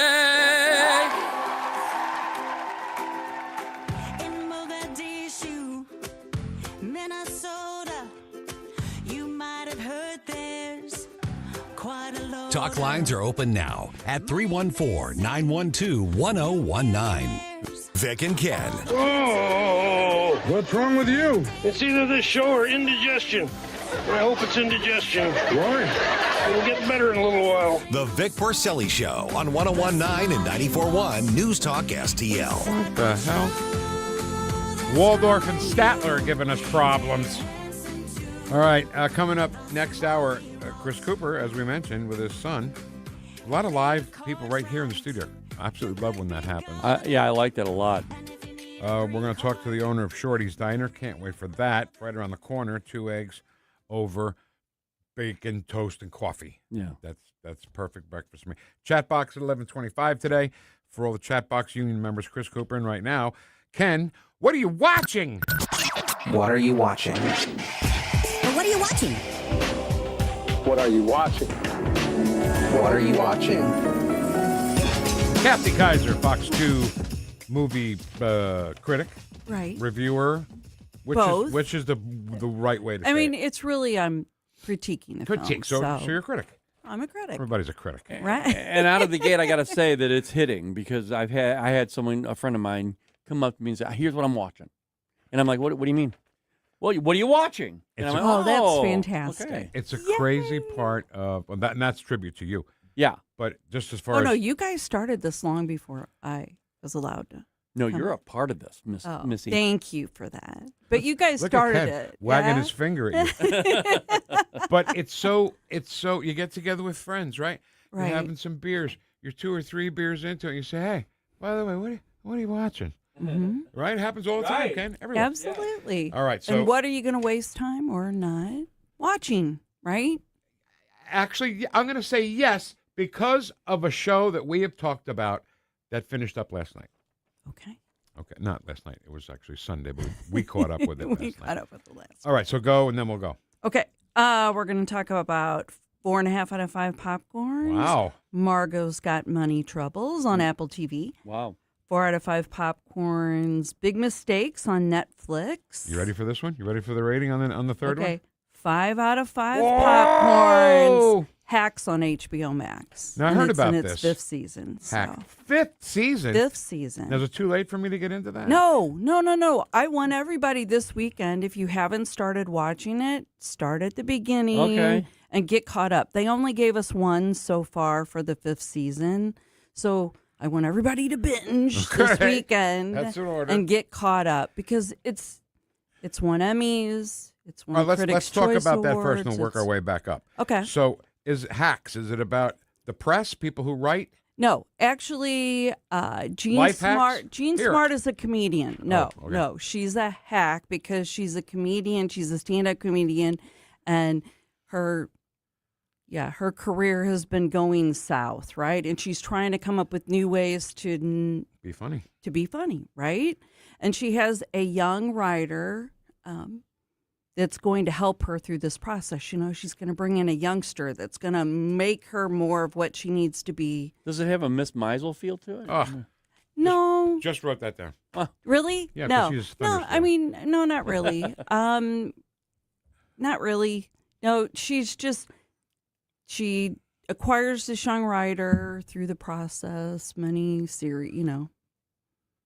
times earlier, right? And they have this really, not bizarre, but they have this dynamic between the two of them. Jean Smart's in control, right? Okay. But she can't become who she needs to be for today's audience without this young writer. So she's getting too old to write comedy? Is that basically Well, no, it? I mean, she's kind of a has-been, Oh, God. right? I'm one myself. No. Okay, she feels that in her core that she's becoming a has-been, and she needs this young writer to really write her new material. But the dynamic between the two of them, because they love one another, but they hate one another, and you guys don't understand because you're both guys, and you guys love one another all the time, right? Yes. She of winked. course. Of course. Women tend to convey their thought process maybe a lot clearer than guys do. Oh, yeah. I mean, I agree with bottom that. line is you guys can beat the you-know-what out of one another today. Right. And tomorrow everything's fine. Yeah. Everything's cool. We got it out of our system. Women aren't that way. So is, No, women are vengeful, right? Right, exactly. is this going to have a Harold and Maude type of feel to it or no? No. There are some gentlemen in her life throughout the process of this series, right, that are either going to help her with her career Or maybe by the time you get to the 4th season, the guy who's in charge of all the media conglomerate that has put her on as the new talk show host. She's the first female So she's doing talk better show host. throughout the so show? she's doing Okay, I better like that. throughout the show. Now she's, a woman on late night. We don't have that, right? Okay. Is it a comedy? It is. Okay. Yes, Then I'll yes. give It's it a a shot. comedy. You are going to give it a shot, please. All right, let's go to Big Mistakes on Okay. Netflix. 8 Yes. episodes, that's it. 8 episodes. It just started. Okay. Dan Levy is in it. Have you guys seen anything with him? Schitt's Creek? Yes. Okay. So you're going to love him. My wife has a sticker on her car that says, "Ew, David." Oh, nice. Nice. I love it. I love it. Okay. You know what, you guys, I'm always complaining about how slow things are. Oh, Okay, yeah, this you like isn't action, yeah. slow. This isn't. And the dynamic between all, Lori Metcalf, Taylor Ortega, Jack Inman, Abby Quinn, there's a dynamic between 2 siblings, and Lori Metcalf is their mom. Oh, boy. Okay? Okay. And she's local. Yay. Yay, Lori. Of course. Metcalf Theater and SIUE. There you go. Right? Isn't there Metcalf? Exactly. Yeah. Yes. Yes. And I see 2 words I love seeing together: organized crime. Exactly. Yep. Okay, well, they get drug into organized crime in a basic, really bizarre way. And it's funny. I mean, you're going to laugh the entire time. Oh, good. And the only reason why this didn't get 5 out of 5 popcorns is, I don't know about you guys, but I grew up in a family where, and I hate to even say this out loud because both my parents are deceased, but I grew up in a household where there was a lot of yelling. No. Between, my family, yeah. Okay, Yeah. all right. And, I got married at 23 and I got out of all of that. And I made a point to not raise my children like that. There's so much yelling and screaming and stuff going on. I got PTSD by the time it was over, right? Yeah. It's like... But you can separate yourself from it, right? Oh, I mean, absolutely, okay. absolutely. It's enjoyable, and it's so fast-paced, and there's so much going on. I like you don't that. get bored. Okay. You don't get bored at all. So 4 out of 5 there. Did we mention Hacks got 5 out of 5? How rare is Yeah. 5 out Yes, of 5, by I know, the way, right? I know. All right, and 4 I've loved that from the beginning. So. Margot's got money troubles. Yes, we have Michelle Pfeiffer. We got Nick Offerman as the mom and dad of Margot, and Margot is Elle Fanning, and maybe she went away to college and she met this English professor, and they have an affair, Oh. which results in a child. Uh-oh. But she can't afford the child that she Uh-oh. has, so she starts a fans-only page. Oh, wow. OnlyFans. OnlyFans. Oh, I'm sorry. I said it wrong. Yes, I don't. Not- I mean, I I'm don't just being watch told. it. Right, right. He doesn't know. Yeah, he Vic doesn't know. immediately, And that's why I said OnlyFans, it okay. backwards. I don't watch any of that stuff. Right. He said last week I couldn't even cuss, which I do all the time. Anyway, that's how she's making money to support her child. And Nick Offerman is her dad, and he used to be a wrestler, and he has a drug addiction problem, and everybody is so perfectly cast in this. Now, we just saw Michelle Pfeiffer on the Madison. Did you guys start watching it? No, I'm a man. I'm not going to watch You're that. not going to watch it. No. Okay. She is, you Chick guys flicky. really should, because Kurt Russell's fantastic Yeah, I love in him. that. Oh, I love him, okay. yeah. Conservative, too. Yes, Yeah. yes. So you should watch it because Kurt Okay, Russell stop is really yelling good. at me. No. Okay. I'm kidding. Anyway, Michelle Pfeiffer is totally opposite of what she was in the Madison. She is a mom who used to work at Hooters and who dresses rather provocatively. Oh, no, and man. she's okay. There you go. Okay. There you go. Well. Well, she's beautiful and she's dressing I must watch. provocatively. Only for okay, the let's show, do though. it. Right. Yeah. So and it's just Margot's life, and it's based on a novel. And David E. Kelly, which is Michelle Pfeiffer's husband, I did not know that. totally created this from the novel, and it's And you gave it fantastic. 4.5 out of 5 popcorns, so. Yes, pretty good. It was almost there. It was almost there. All right, that's on Apple TV, which I don't have. Okay. Ken, what are you watching? I'm not watching so much these days because I'm outside a lot. Springtime and all that stuff. Yes. But I'll pick up movies. I like the sci-fi angle of things. I like the fantastic movies. Mhm. I just watched a G.I. Joe movie. Nice. I've never seen those, and it was actually really good. And the guy from 21 Jump Street, the movie. Jonah Hill or Ice-T? No, the other Channing one. Tatum? Channing Tatum. Oh. He was in the one I watched, and I thought it was good. I mean, I thought it was a really good, well put together fantasy type movie. I liked it. Action movie. There's a new non-binary G.I. Joe. It's called G.I. Don't Know. Okay. Totally stolen from Bob Saget. Sorry. I was All right. going to say, I don't know. has Mattel picked up on that yet? No, go ahead. Yeah, really. Good? Yeah. Okay. So We're watching, Shrinking still, but I don't want to go into that. 'cause, right. we're So not done. DTF St. Louis was a waste of time, money, film, and episodes Yes. because it was crazy. The ending was the worst. Agreed. We're watching all this murder investigation going on, and then the end is like, come on, really? Don't you agree? It was a sleeper. It really was. As far Because as it the put you to ending. sleep. No, well, yeah. Right, but you're right. Yeah, Yeah. because all the buildup, and I thought I knew, but I didn't. We're not going to give it knew away. who- I thought I knew earlier who it was just by the way they were writing. Wow, we got to talk But- about that off the air. I Yeah, want to we see. will talk about that off the air. But yeah, I was just sad. Now, Yeah. I love those actors, the three of them, and they've done some incredible stuff. And like we've talked about a million times before, why we called it St. Louis, I don't have a clue. Right? They didn't film it here. There's really no point of reference. The only reference in the finale was the detectives are looking at video of security cameras, and it said North Ballas Road. I don't know if you caught that on the. Oh, on the screen. really? It said North Yeah. Ballas Road, Yeah. but it wasn't. It doesn't look like it. All right. I don't want to waste any more time on it. Okay. Do you have popcorns on this or what? On DTF St. Louis, I hadn't given it one, but if I had to, I'd give it 2.5 Good. out of 5. Sucks. 2.5 out of 5. The Pit, on the other hand, Yes. almost woke free season finale. He's season super excited. Can you tell? Yeah, It's woke yeah. free. Well, here's the thing. Noah Wiley is doing such a good job. He is. About a guy who is in emergency room, not just doctor. He's the chief, the big deal out of the entire floor, and how it's getting to him. Mm-hmm. This whole thing is getting to him, And we found out, and my wife picks out, I swear to God, she picks out it's it. Well, because she lives it, right?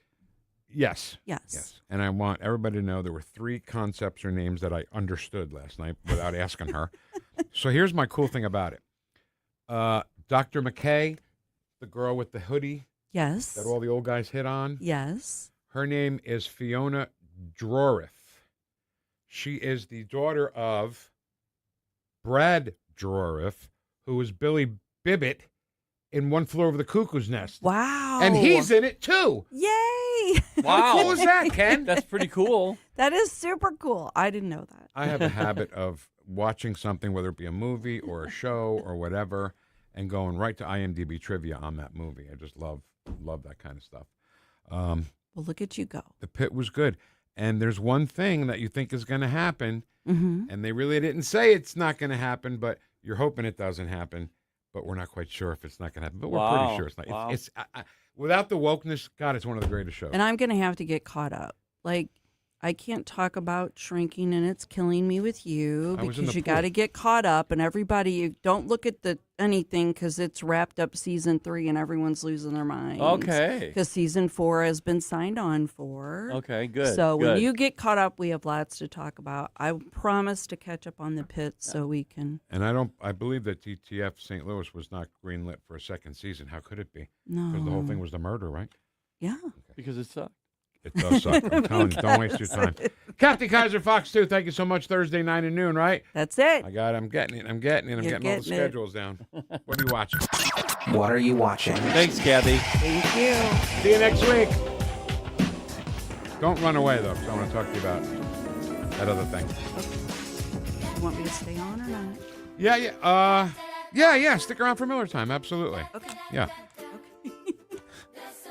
I don't want to assume. Okay. But the thing I have to tell you is off the air, so I don't want to spoil anything. That's it, right? Nothing to do here except Connor roofing after you do all your stuff. Right. I'm learning how to do a radio show. This is great. New millionaires, all the kids are leering in fake daycares. The Somali waltz, the Somali waltz. Like us on Facebook at NewstalkSTL. The Somali waltz is sad but true. The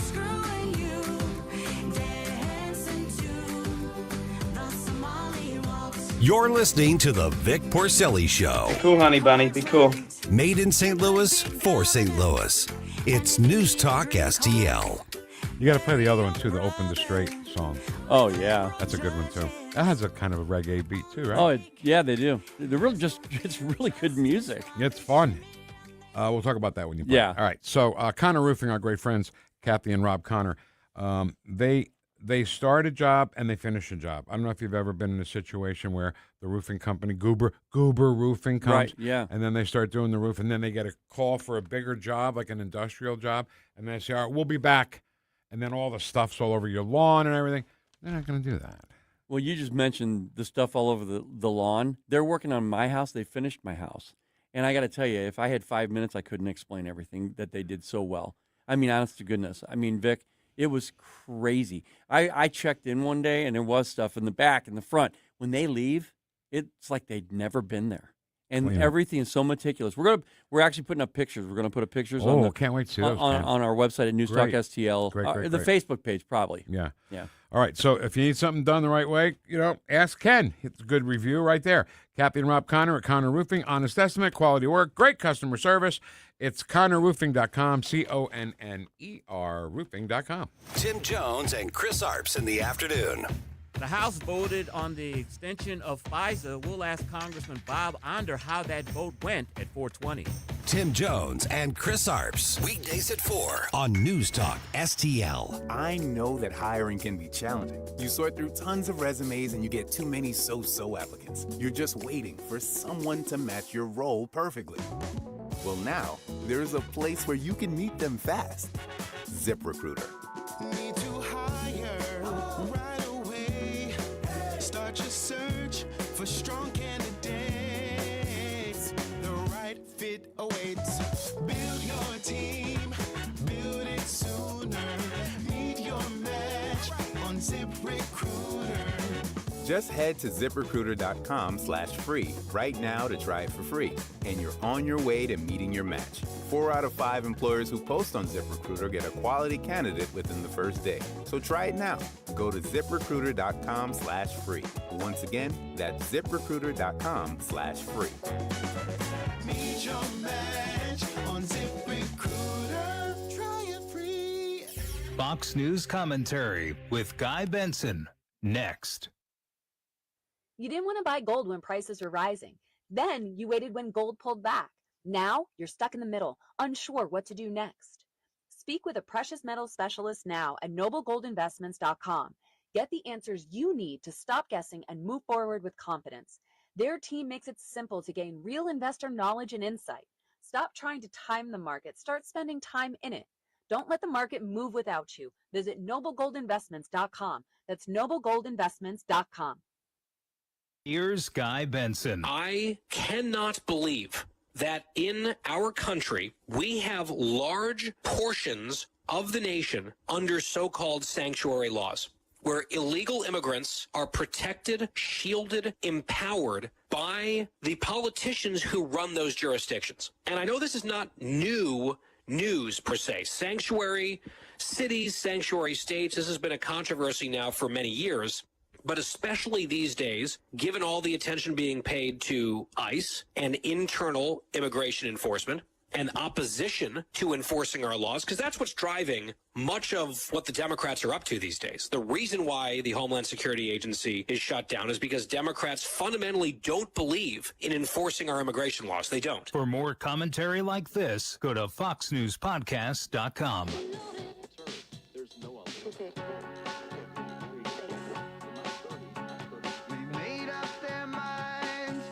Talk lines are open now at 314-912-1019. Vic and Ken. Just a less masculine version of Hillary Clinton. The Vic Porcelli Show on 101.9 and 94.1 News Talk STL. Ken? Yeah, Vic, I know. I don't know. She is pretty masculine, though. She is masculine. More than me, that's for sure. All right, Kathy Kaiser's going to stick around for a little bit. I love that part of it now that you stick around for another little bit. Well, That's thank kind you of for fun. inviting me to stick around. That's awesome. And you're just in time for Miller Time! Welcome to Miller Time. It's Miller time. Miller time.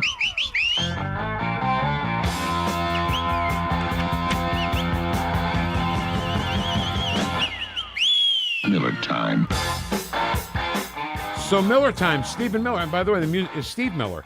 Is the music that you're listening to? I caught that a long time ago. Okay, I don't want to, I was going to say, but everybody's laughing right now. You let me stay for Miller time because I don't drink. So. But what I don't like to do, here's what I don't like to do, is to say, that's of course Steve Miller. Yeah, right. When people say of course when it's not really an of course. Sure. God, I hate it. Of course. You know, Sorry, of Vic. course, Steve. No, that's good. But I'm trying to accommodate. I try to accommodate. Exactly Look right. at you. Look What'd at you say? You're an accommodator. What's that supposed to mean? No, I'm just kidding. Okay. All right. So let's get going. President Trump, Stephen Miller talking about President Trump. I think we all know it, but he definitely confirms it. Ken, give me a Miller. President Trump is a man who Miller time. who doesn't bluff. He is a man who follows through on what he says, who acts in every case with courage, resilience, determination, vision, focus, and direction. He warned Maduro. Maduro did not heed those warnings. And now look what happened. Look at the operation that took place in Venezuela. Look at you now. That's great. So wait a minute now. So he's a man who doesn't bluff. So the point is, if he says he's going to do something, he's going to do it, right? Absolutely. And what was his thing? Iran will never have a nuclear weapon. Ken, remind me, how many presidents have said that and didn't do anything about it? At least 4. Right? Right. He said he was going to move the embassy, the Israeli embassy, to Jerusalem, from Tel Aviv to Jerusalem. How many presidents said that? Oh, Go back to Reagan. yeah. Right? And then, of course, Hillary Clinton, who she would claim would be the other president. That, and he did that. Right. So when Stephen Miller says Trump is a man who doesn't bluff, so if you play poker with somebody who never bluffs, they're never going to make any money because you know if they're betting they got something, you fold. Right. You know what I mean? But so President Trump's not interested in making money. He's not even getting paid to be the president. right. So he doesn't care. So he doesn't bluff. But he makes money for the American people, and that's the whole thing here, is that he cares about the American people, and he doesn't bluff, but he deflects. Right. Like he'll say something and be like, "Well, you're looking over here. We just did this." What were you going to say? No, I was just going to say, I think that's admirable, don't you think? In a president, Yes. that he said he's going to do something and we move forward and do it? So this ballroom he's building, Yes. what's the bitch now? It's private money, judge. isn't it? Yeah, Isn't it private money? Yeah, but it's all about resistance. See, President Trump wants to have the ballroom completed before he leaves. Well, the left is Resist 2.0, and they're saying, yeah, well, let's slow him down so he doesn't. So it's not finished by the time he leaves office. They don't want him standing in front of it and saying, "Look at my ballroom." Right. And look at the bunker that I'm putting underneath where the next president will be able to hide in case. Right. You know what I mean? He's looking ahead to other presidents, whether they be Republican or Democrats, to keep them safe. Yeah. What a jerk. All right. Ken, give me a Miller. Miller time. He warned before Midnight Hammer. Midnight Hammer happened because the Iranians did not heed those warnings. Before Operation Epic Fury, he gave Iran a chance to do the right thing. Yeah. They declined, and they sustained the greatest battlefield defeat, thrashing, military annihilation we've seen in modern history. Yep. Nothing. I can't argue with any of that. This epic first of all, how awesome is our military? Absolutely. Those people are just so great. And this is how disgusting the left is, okay? And the press. What was it, Dude 44? Is that what he was? Yeah. The kid that was shot down and they had to go back and rescue, who was like Rambo, I guess, because he was hurt and climbing mountains and hiding in caves. And they got him out, leave no man behind, right? That's Exactly. a Marine thing for 200 years. And the left and the media were hoping that kid was dead. Isn't that crazy? It's just crazy and so sad. Yep. Like, we have lots of military friends being so close to Scott Air Force Base and things that I've done. We have lots of military friends. Dear God, how do you even surmise that? How do you even get a thought like that in your head? You're hoping he doesn't make it? And Kathy, in the worst days of Obama, I would never have dreamed that I would think anything like that. Not even close. You know what? In fact, if Obama would have succeeded in one thing, I'd have been like, okay, for the American people, I get it. I don't like you still, but hey, man, congratulations. No, seriously. No, seriously. But I hate Trump so bad, I want everybody to die. That's what they think. That's what the media loves. I know. Right? When things go bad, disasters. They feed on that stuff. They do. If they came on the air and said, hey, good morning, everyone. Everything's great today. Oh. Back to you, Bill. Like Al Roker on the Today Show in the morning. He has to tell us how many millions of people are affected by a storm or a tornado or whatever. And that's to make you think it's so bad, right? Right. So when he says that, 40 million people are affected by this, but 300 million people aren't. They're in great shape. They're not affected by anything. Right. But he'd never say that. No. It's same not at all. concept. Same concept. And you know how I have to say this because he brought up Al Roker this morning. Al Roker is now the astronaut's dad. Yeah. Just like Hoda was of the Olympic team. Right. Yeah, right. he's the dad of the astronauts. He gave birth to them, breastfeeds them 3 times a day. Yeah. All right, Kenny. I love you guys. Give me a Miller. Miller time. After the ceasefire, President Trump said, make a deal. The Iranian terms were not satisfactory, and so President Trump flipped the tables on Iran and implemented this naval blockade. And with this blockade, President Trump is resetting the entire global order because he is saying with our Navy, we can decide, and we alone can decide, how rogue regimes are able to finance themselves, how they're able to operate. That's the power of American naval might. Here's the problem with the left and the fog of TDS, because they said he was committing war crimes if he was going to bomb their bridges and infrastructure and all that. And he never had any intention of doing that. Right. He had another idea. And that destroys a civilization without guns and anything, right? He's destroying their economy and choking them out. Yeah. So don't jump to conclusions when you're a lefty and say war crimes because you just look stupid. You just look stupid. They don't, and for some reason they don't care because they just move on to the next thing. All right. Oh boy, we're doing good here, Ken. We got lots of time. Yeah. Ready for another one? Yeah. Ken, give me Miller. Miller time. President Trump is very much involved in negotiations as commander-in-chief, along, of course, with the negotiating team that he assembled that has done such an incredible job to this point in time. And he's been clear. President Trump is a man of peace. President Trump wants peace. President Trump wants stability. But President Trump has also been clear.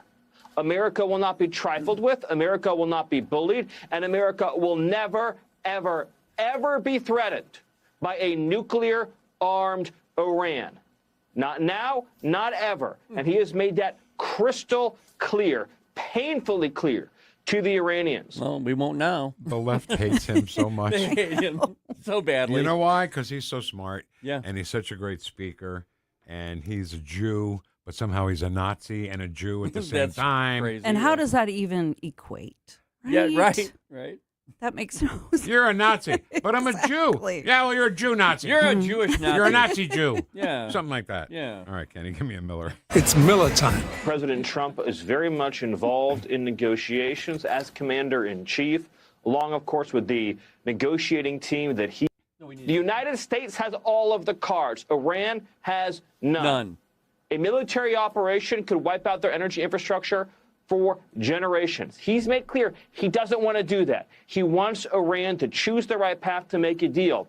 This embargo is squeezing the economic life out of the Iranian regime, and the United States has the capacity to continue this indefinitely if Iran chooses the wrong path.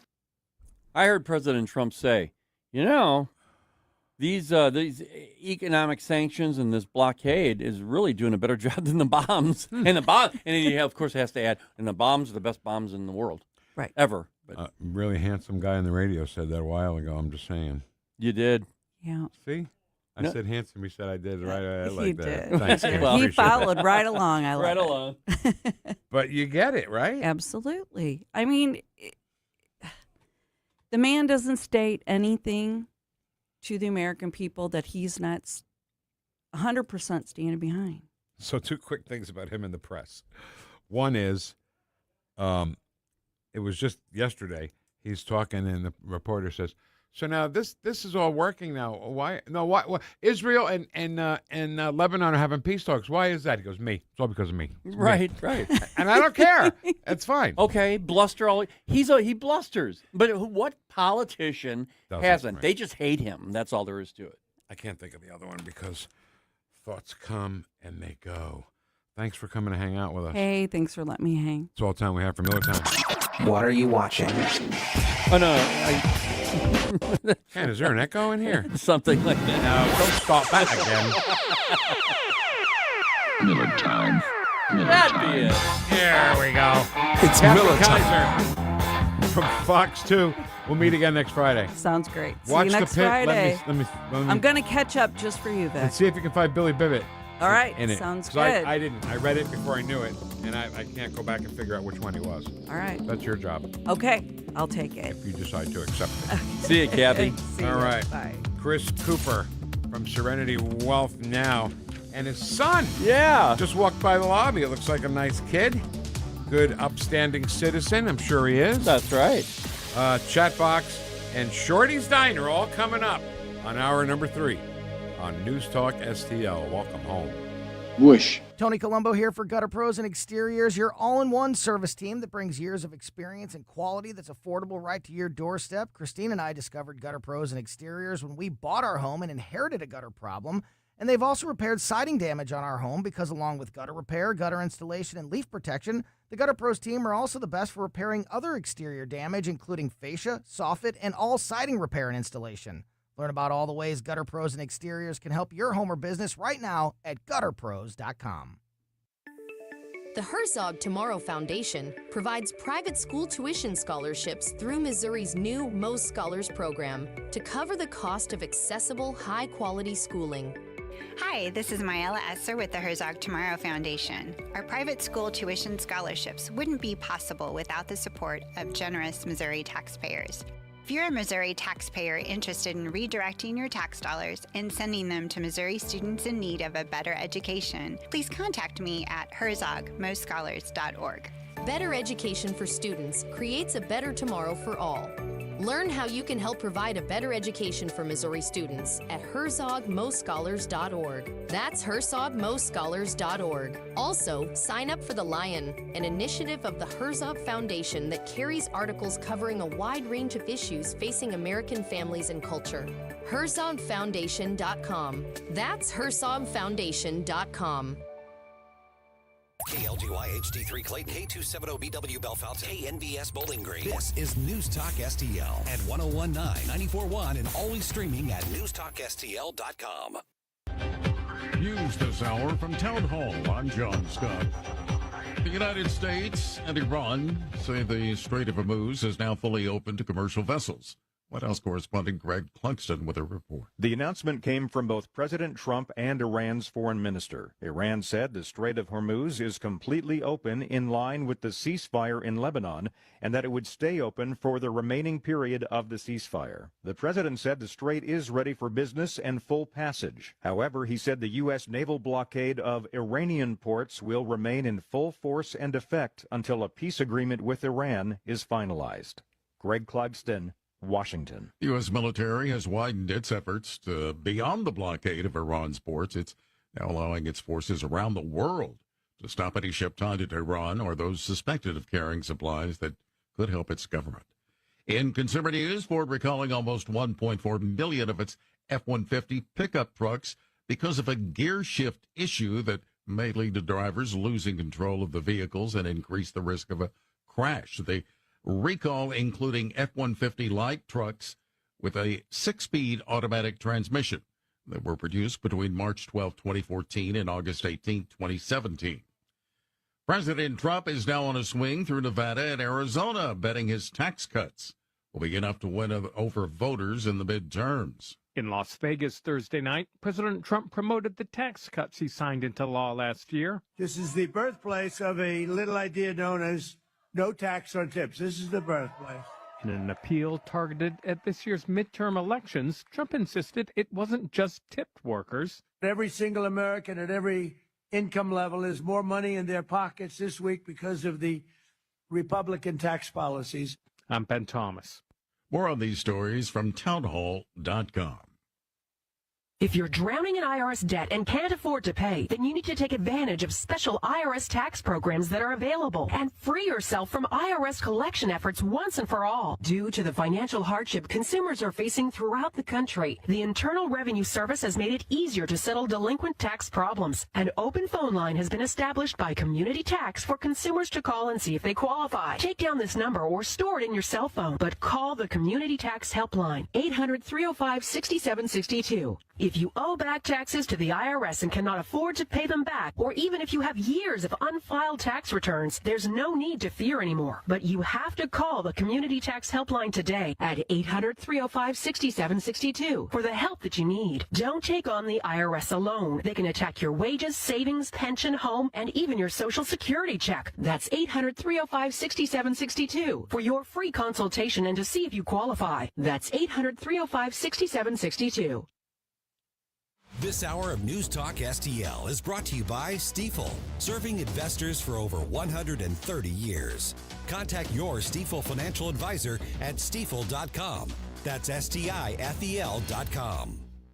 When you're approaching retirement, there are a lot of questions to answer. Do you have enough money to fund your income for life? How should you claim Social Security? And what's your plan for health care and long-term care? Hi, I'm Eric Robert, Director of Investments with the ClearPath Wealth Management Group at Stifel and host of On the Money Saturday mornings at 9 on News Talk STL 1019. Don't leave your retirement to chance. It's crucial to understand and address relevant risks before you retire. Our team can help you get organized, guide you through critical retirement decisions, and create an investment portfolio designed around your needs. To schedule your free retirement plan consultation, go to clearpathinvesting.com. That's clearpathinvesting.com. Or call us at 636-695-2650. That's clearpathinvesting.com or 636-695-2650. Stifel Nicholas and Company Incorporated, member SIPC and NYSE. Craving seafood but worried it'll be too spicy or break the bank? La Juicy Seafood in O'Fallon has you covered. They're not your typical seafood joint. Choose from 5 spice levels, including not spicy,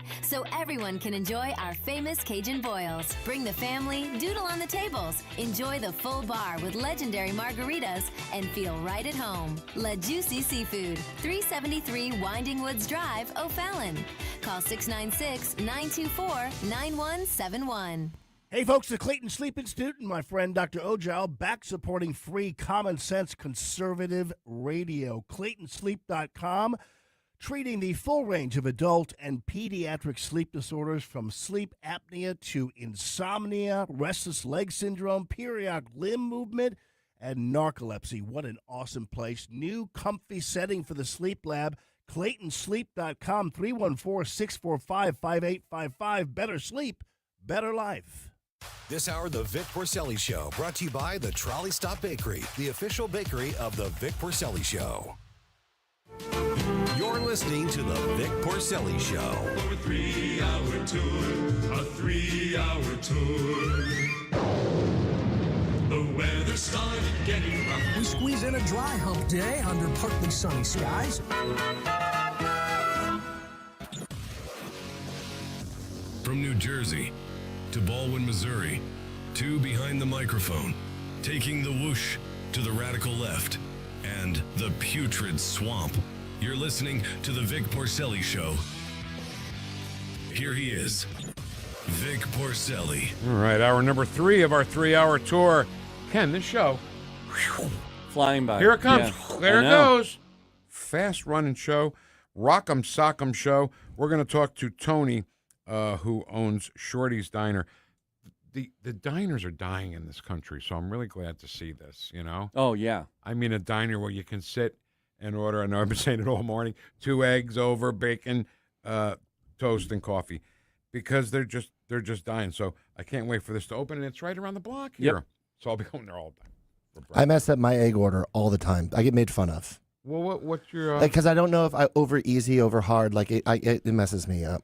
Do you want your yolk gushy? No, I don't either. Yeah, no, I think I don't that's like it. gross. Then why do you bother ordering I toast? get an omelet. It's So easier. It's just easier. No one makes fun of me. I order toast because then I can put the hardened egg on top of it. Okay, that's fine. I like a gushy yolk, so I can dunk the bread. Yeah, in my the wife's yolk. all about that. I have to make her poached eggs. It's like, okay, but I make good Hey, poached eggs. Hey, What? Don't be making fun of her poached eggs. No. What's the matter with you? When you like yours over hard. That's right. I love them. So our great friend Chris Cooper is here. Well, he was my great friend. Can't have the So, same egg hey, order. hey, He's out. Hey, No, there's something else here. I've been listening. I know. you're hanging out with my girl. Yeah. And I don't like it. Well, she's listening right now. Yeah. You know, you Hi, hang Diane. out with cool people. And when you hang out with cool people, you should not be jealous. You should be excited. You should be, look at the matchmaker Right. that I am, creating these great networks of people that get together, have fun, educate people. It's a great thing, Vic. See, Look Chris, at I'm you. in your camp. I'm in your camp with that. Should we make him even Thanks. more mad? Thanks for ganging Well, up I on me. think I What just kind gotta of friend call are it. you? I just got to call it. We're gonna make him more jealous. All right. Right. So are we still in April? We're still in April. Yeah. So May is storm season, right? We start getting some bad weather in this area. Oh, So yeah. I needed to make sure that our listeners on our show are educated about where to go in the event that you have problems with your roof. So I made a few calls. I'm going out to dinner. I'm having some Wait a fun, minute, and we're wait gonna a go. minute. I know where this you is know going. where it's going. Well, otherwise, what? I'm gonna interview some goober. Come on, come so on. You and Kathy Connor gonna hang out? He's stealing all my women. Kathy and Rob Connor Roofing. I knew First it. Diane Wood, now Kathy Connor. I gotta keep my eye on this guy. Yeah. It's All right, great, good man. to I see love you. it. Yeah, thank you. And this is AJ, Chris's son. Say hello. Hello. He usually says it like in a British, like hello. Hello. You know. Hello. You like British How are accents? you? Is that it? Why is that? I'm a Chelsea fan. Oh, He soccer? loves Soccer. well, no, Right. football. Football. What? Football. Football. It's Is just it football. soccer? You don't need an accent with ears, just football. It's the same It's spelled thing. the same too. Wait a minute. You're confusing me and you're pissing me off. Is the game soccer? Yes. Do you kick the ball in the goal? Yes. I don't care what you call Yes. it. I just want to make sure I Yeah, got you my kick the ball things in the right. goal. Okay, so you kick the ball in the goal. And you root for Chelsea? Yeah. And because there are people who get up at like 5 o'clock in the morning on a Saturday to watch English football, 6 a.m. right? Yeah, he I'd does that. do it at 6 a.m. Do you play? I used to, yeah. He's retired. Do some Retired, nice. Hey, AJ, do you like Ted Lasso? Did you ever watch it? Amazing show. Okay. My Yes. daughter just got back from Europe, and they Yeah. went there. They were sitting in the athletes' locker room. Yeah. Everything. I mean, it was so cool. They said it was so realistic there. It is. It actually is. What's I the gotta- word that's in the locker room? Believe. Believe. Yep, and Yeah. I've got. She sent me a medal, little Yep. believe I could put up on my. Yeah. Nice. All right. So I asked AJ off the air where he went to high school, and you went to Fort Zumwalt, you said? Fort Zumwalt West. And so I just want to go back, and then we'll come back to the future. I want to go back in the past. When I was in high school, we had Mr. Pettit was the teacher, and part of the class was to balance a checkbook. Mm. And he gave us each a fake checkbook that we had to do. Useful And skill. We had to write the right. Yeah. Not anymore. Yeah. But write the check out, do the balance thing. What do you call it? The ledger, or whatever Yeah, it the is. ledger. And we all learned how to balance a checkbook. I guess that's not a thing anymore. It's a thing in a class, but it's not really. They don't go too much in depth with So it. do you still write it, or do you do it like in an Excel file? You practice writing it, but you can take that class in freshman year, and honestly, I don't remember what I did in freshman year. Oh, so no. Freshman that's high the school? issue. Yeah. Oh, wow. I think I took it sophomore year maybe, but still. So any economics classes, any investing classes or anything? Not really in high school. Thank God you got a dad who he is, right? Exactly. Very grateful. Yeah. Exactly, Ta- and a tax mom, returns? as well, Exact- because yep. we have to credit Stacy Uh-huh. for even coming up with this idea, right there, Yeah, Mr. yeah. Chris So Cooper? so we were sitting here, and AJ's like, he works and part time, and so we're sitting there. I'm like, I think you have to do a tax return. I'm pretty sure you have to do a tax return. So he shows me his W-2. I'm like, yeah, we got to get on your taxes, bud.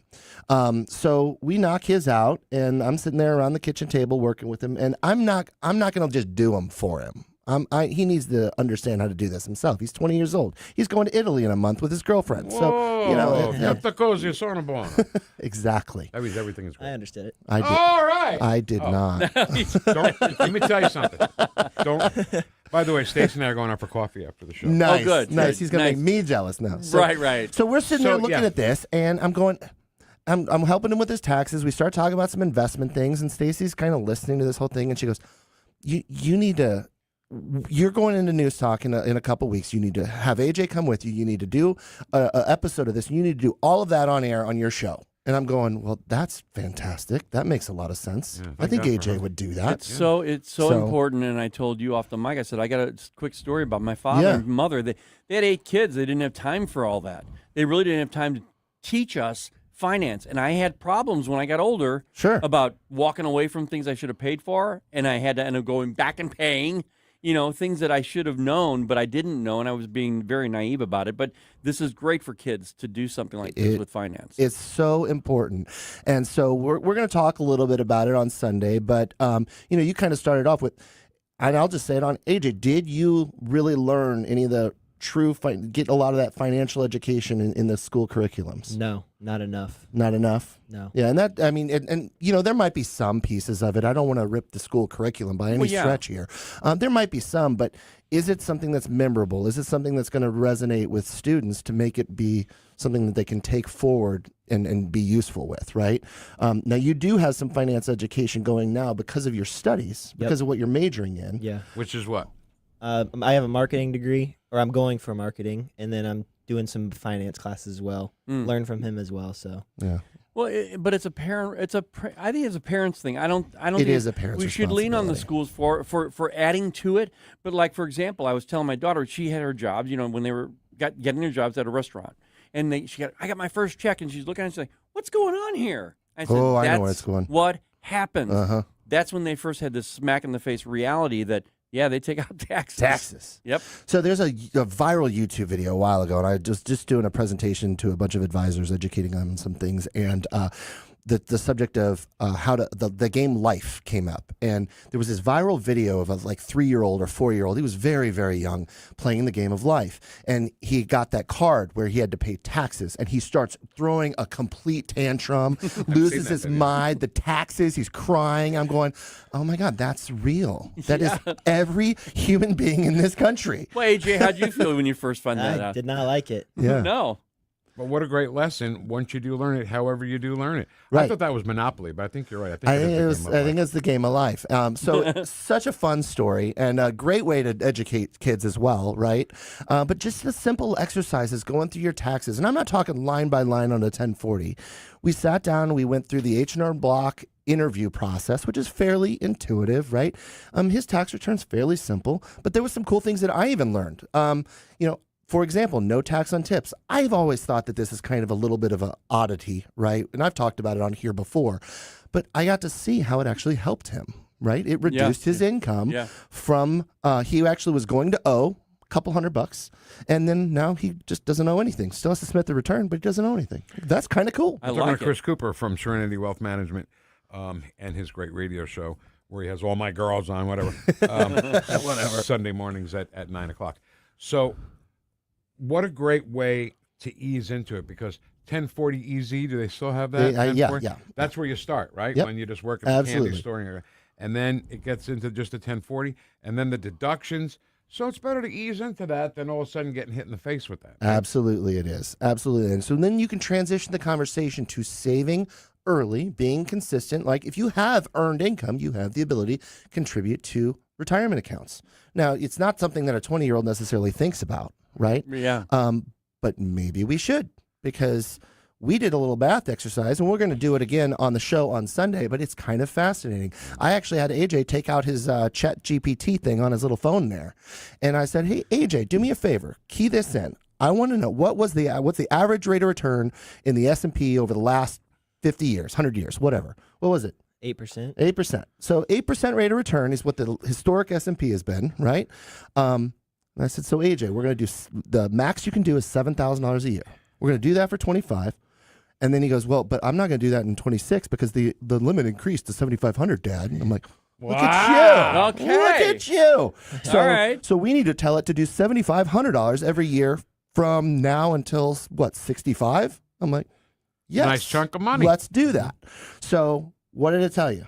It was. Can I say the numbers? Just Yeah, compliance. I Sure. know compliance. See, look at him. Look at Yeah. my boy over here. My I don't think we compliance need guys. Chris anymore. Let's just have This is AJ. awesome. This is very good. AJ Cooper, Serenity Wealth Management. Go ahead. I think it was you're putting in like about $320K. So you contribute. You write That's your $7,500 a year for 40 years. Okay. So you're putting in about $300,000. Just rounding. That's without interest or anything. That's no growth, right? no growth. growth, This is right. what you put in, right? But now compounding interest over 40 years, 8%, It was about $3 million. Whoa! So Wow. $3 million bucks. Holy Okay, cow. $3 million bucks, $7,000 a year, $3 million in retirement. Man. So I told you earlier that I didn't really have any experience at all with finance when I was a kid. When I got married, my wife on it. She's actually an Yeah. auditor now. Yeah. But she really instilled in our two girls saving. They're saving right now, man. I'm telling you, she comes up to me when they come home and look at this. Look at this. I saved and I look love how it. much money I made. I'm like, there you go. That's the lesson right there. That's the lesson. And this is, people talk about giving to your kids. We want to help our kids. We want to help our kids maybe buy a house. We want to, maybe if you got a daughter, you're going to, help them with their wedding and stuff.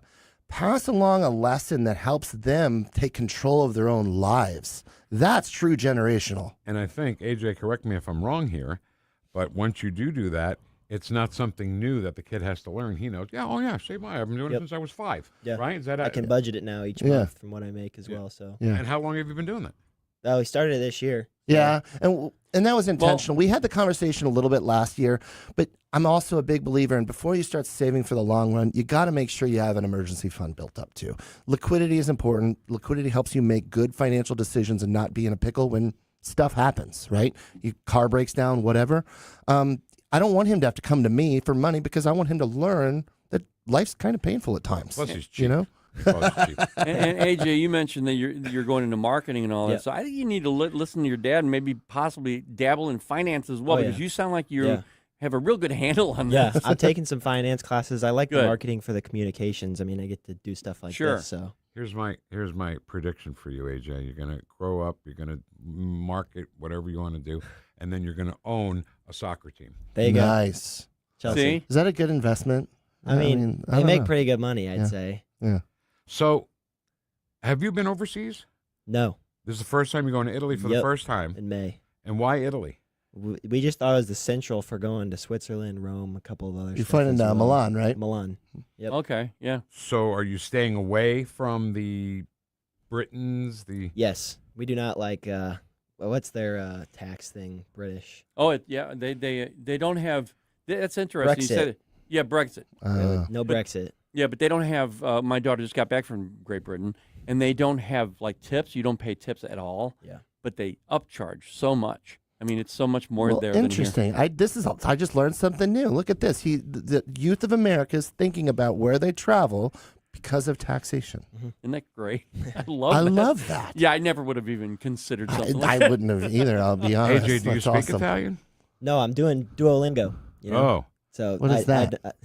Little training app. Is It's that an app? It's, Okay. it's Learn not enough, language. but Huh? I'll be able to say buongiorno, good morning.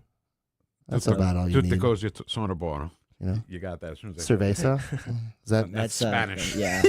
So, Chris, Serenity Wealth Management, have you ever considered having an actual course for kids in some fashion? Well, I think That's that a I great have an idea. opportunity There you here go. for I'm a big believer, and sometimes it's helpful to have somebody that is going through it themselves. Kind of as that's why I like working with business owners, because business owners. I am There a you go. business owner, Yeah, right? yeah. So it might be something that AJ can do an internship and kind of things like that, and have some fun in the process and learn along the way. I think it's great. Yeah. So I love doing education. This is Financial Literacy Month. We just talked with a bunch of ladies.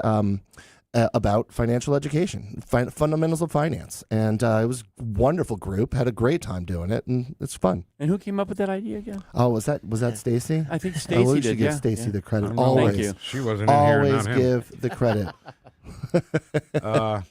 Thank you for coming in. Yeah, AJ, great to Yes, meet of you. course. You as well. Ever since Chris sent us your dad, how do you want me to do this? Say Chris, your dad. my What do you want me- father. There you my go. father. Darth Vader. You got a sharp son. Yeah. After he Well, sent us thank you. this, we Yeah. really, really Learned really it from his mom. Right. You know. got his That's looks from his exactly- mom too. Wow, your kid's really good. Good thing your wife's good looking. So you got the new book. I didn't know if you wanted to cover any of that stuff, but we're getting close. We're just getting close. We talking the business Well, owner? SerenityWealthNow.com for any information. Yeah, so reach out, schedule. It's all about a conversation. Everything starts with a simple conversation. It does not have to be complicated. It does not have to be stressful. Vic does a good job talking about us with making it feel like it's not a stressful. See, look, I have to appease to his ego. He's all proud of himself. Absolutely. His chest's all pumping up. Like, you know, like you can't say nice things about me and hang out with my girls. That's a whole another thing. I love it. Is that Diane Wood sitting next to Oh you? yeah, man. Seems like she had a lot of fun too. Is that Kathy It was Connor fun. in there? Yeah. Well, I mean, I went in to get a little bit of a video in advance of that show, and you know, I got some stuff because you can't walk in there and not get anything. Like it smells delicious all the time. So Yeah. it was good. So she had to stay. She was listening to the show, and it was great. So. SerenityNowTax.com. SerenityNowTax.com. That is the new holistic retirement. And for business owners out there, SerenityNowBiz.com for our ebook, Business Owner's Guide Playbook to Financial Clarity. All right. Listen, AJ, it's great to meet you, man. Yeah, Nice to meet you. Ever since Chris sent us this note that you're coming in, I couldn't wait to meet you. And keep it up. Good luck. Go Thank Chelsea, I guess. Is that what you Yeah. said? Go Chelsea? Yeah. Soccer have their own little way to say things? No, that's good enough. All right. Yeah, I'm gonna have to pay It's attention more- to Chelsea now. It's more come on you blues. And enjoy Italy. Yeah. Do I have a half a minute? Nope, I guess not. He's Very out. quickly, my son is a piano player, and he got this gig in Germany where this American bar, they play American songs. But that was, Thursday, Friday, Saturday, Sunday, so he had Monday, Tuesday, Wednesday to go visit places. And he went to Italy, and he went he went to this Italian restaurant, and he asked, "Can I get something that's not on the menu?" And they were like, "Well, what do you want?" He goes, "Can I get aglio olio?" And they're like, "Oh my God! Look at this kid wants aglio olio." They treated him like a king for the rest of the time. That's awesome. So hit it right off the bat, and they'll treat you like gold. It's All right. pronounced aglio olio. Look at him; he's Italian. What yeah, is no, He's not Italian. I'll forget it as soon as we're Is done. it good? here. I Look, assume. it's the best thing in the world. All right. Garlic, oil, anchovies, and that's it. And on spaghetti. Okay. All right. You like anchovies? I mean, it sounds fantastic. We'll see you soon. Say hi to Stacy. Thanks, guys. All right. Thanks, AJ. Thanks, Chris. Chris Cooper. Vic and Ken. Vic can make olio olio. Ken can't pronounce olio. The Vic Porcelli Show on 101.9 and 94.1 News Talk STL. Thanks for taking my call. News, analysis, opinion. Radio news junkie. Love every bit about it. News Talk STL. Hey, it's Susie Moore. If new flooring makes you think hassle, think again, because Michael's Flooring is changing the game. For over 30 years, Michael's has been locally owned and trusted for quality, variety, and amazing service. Whether it's carpet, hardwood, laminate, luxury vinyl, or ceramic tile, their expert team makes installing new floors exciting, not stressful. That's why customers keep coming back. Visit Michael's Flooring at St. Peter's, Starting Prairie, Creve Coeur, or online at igotfloored.com. That's igotfloored.com. Steph's Pizza. You know the name. They're famous for their St. Louis-style pizza. But don't forget their party platters for the holidays. Steph's sandwiches, pasta, and pizza are always big hits at any get-together. And the party platters make it easy. 3 great locations, St. Peter's on Jargaman, in St. Charles on Zumbel, and their newest location in Lake St. Louis at 111 Pondfort Trail. Check them out at Steph'sPizza.com, Steph'sPizza.com. And remember, tonight's a good night for Steph's Pizza. You voted, we listened. On Friday, April 24th, the Cardinals take on the Seattle Mariners, and Busch Stadium is going dark. That night, you will receive the all-new Cardinals jersey, Dark Mode, presented by Phillips 66. This fan-selected look was brought to life for the ballpark and designed to stand out in the stands. A limited giveaway you can only get at the game. Tickets and details at cardinals.com/promotions. This is Victor Scott II. Get your tickets now at Cardinals.com. The weekend starts here. Grab your crew and kick it off at Friday Night Live at Busch Stadium. Every Friday night home game, Budweiser Terrace turns into the hottest happy hour in the Lou with $5 beers, $5 hot dogs, $7 margaritas, live music, and more all game long. Meet up with friends, soak in the energy, and keep the night going with baseball under the lights. Good vibes, great deals, your new Friday tradition. Get tickets now at Cardinals.com. Now, the Free Market Minute, brought to you by the Hammond Institute for Free Enterprise at Lindenwood University. Hi, it's Mike Ferguson from The Morning Show, and I'm here with Dr. Grant Black. And Grant, capitalism, that is increasingly under attack. But why is a free market system so important? The simple answer?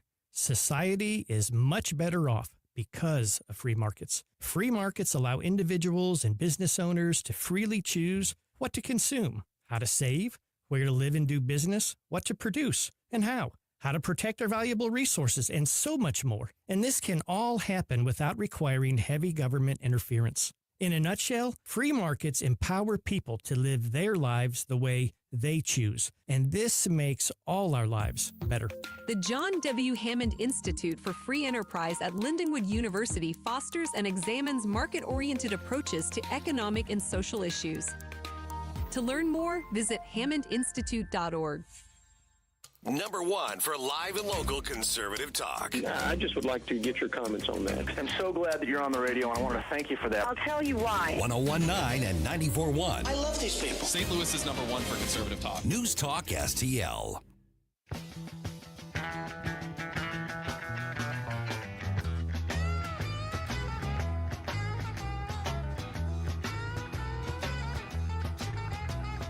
Trucking, got my chips cashed in. Keep trucking, like the Doodah Man. Together, more or less in line. Just keep trucking on.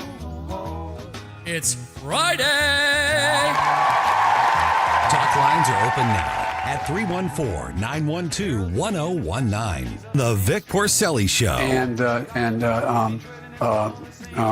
What am I doing here? On News Talk STL. I thought that was going to be the lick the world thing. Ew. Thank you all. God bless you all. Let's go lick the world. Let's get it done. All right, I don't have time for the Joey Garcia story. I'll have to do that next time we play truck. All right. Okay? All right. We've got to get to the chat box because the chat box people are up our ass about Let's everything. go, around baby. here. All right, Facebook looks like it's first.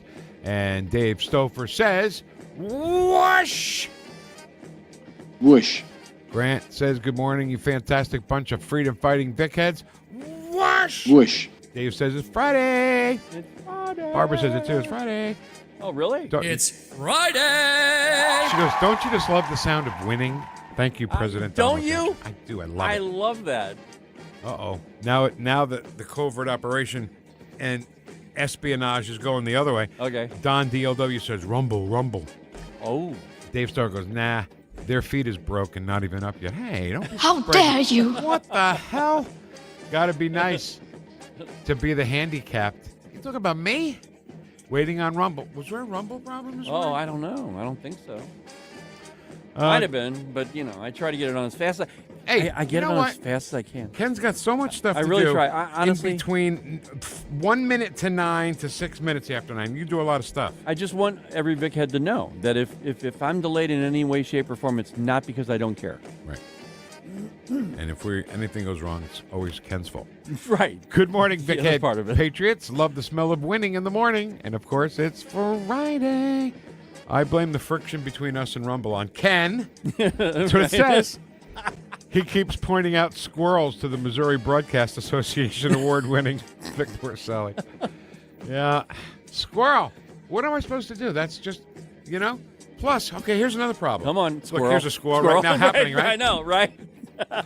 My brain is so old and rickety that sometimes I think of something, I got to say it now or I'll never remember it again. It's like when my wife puts a big old bowl of eggplant parm in front of me, something in my brain says, this food will never be in front of you ever again. Right, So eat as much as you can bit of it, yes. right now. That's why I'm fat. Exponentially. Yes. Good morning, Vic and Ken. Sergeant Stop, who I think is Dave Stouffer, says, whoosh from the International Facebook Squatters and Protest Coalition. Whoosh. Hostile takeover in effect. Oh, man, I I love it. love this. Morning, Ken, and all Patriot freedom. Oh, Vic's in there, sorry. Morning, Vic, Ken, and all Patriot freedom fighting Vic Heads. That was great, Ken, thanks. Finally, hey, why don't you get out of my ass, okay? Parents should be more involved in their child's school. Hey, look, I'm not judging anybody, okay? I just know that it felt right to read to your kid when they're little. Yeah. So they get better at it when they're in school. And that's it's so fleeting as a parent. Believe me. I mean, if you have a 2-year-old right now, believe me, it's over immediately. Yeah. I know it seems like it's not right now, but it does go by so quickly. One of my favorite books when my kids were young is Go Dogs Go. Do you remember Go Dogs Go? Yeah. Do you like my hello? Do you like my hat? I do not like your hat. Goodbye. And it goes like that all the way through the book until Right. the very end. I do like that party hat. Had to get back home.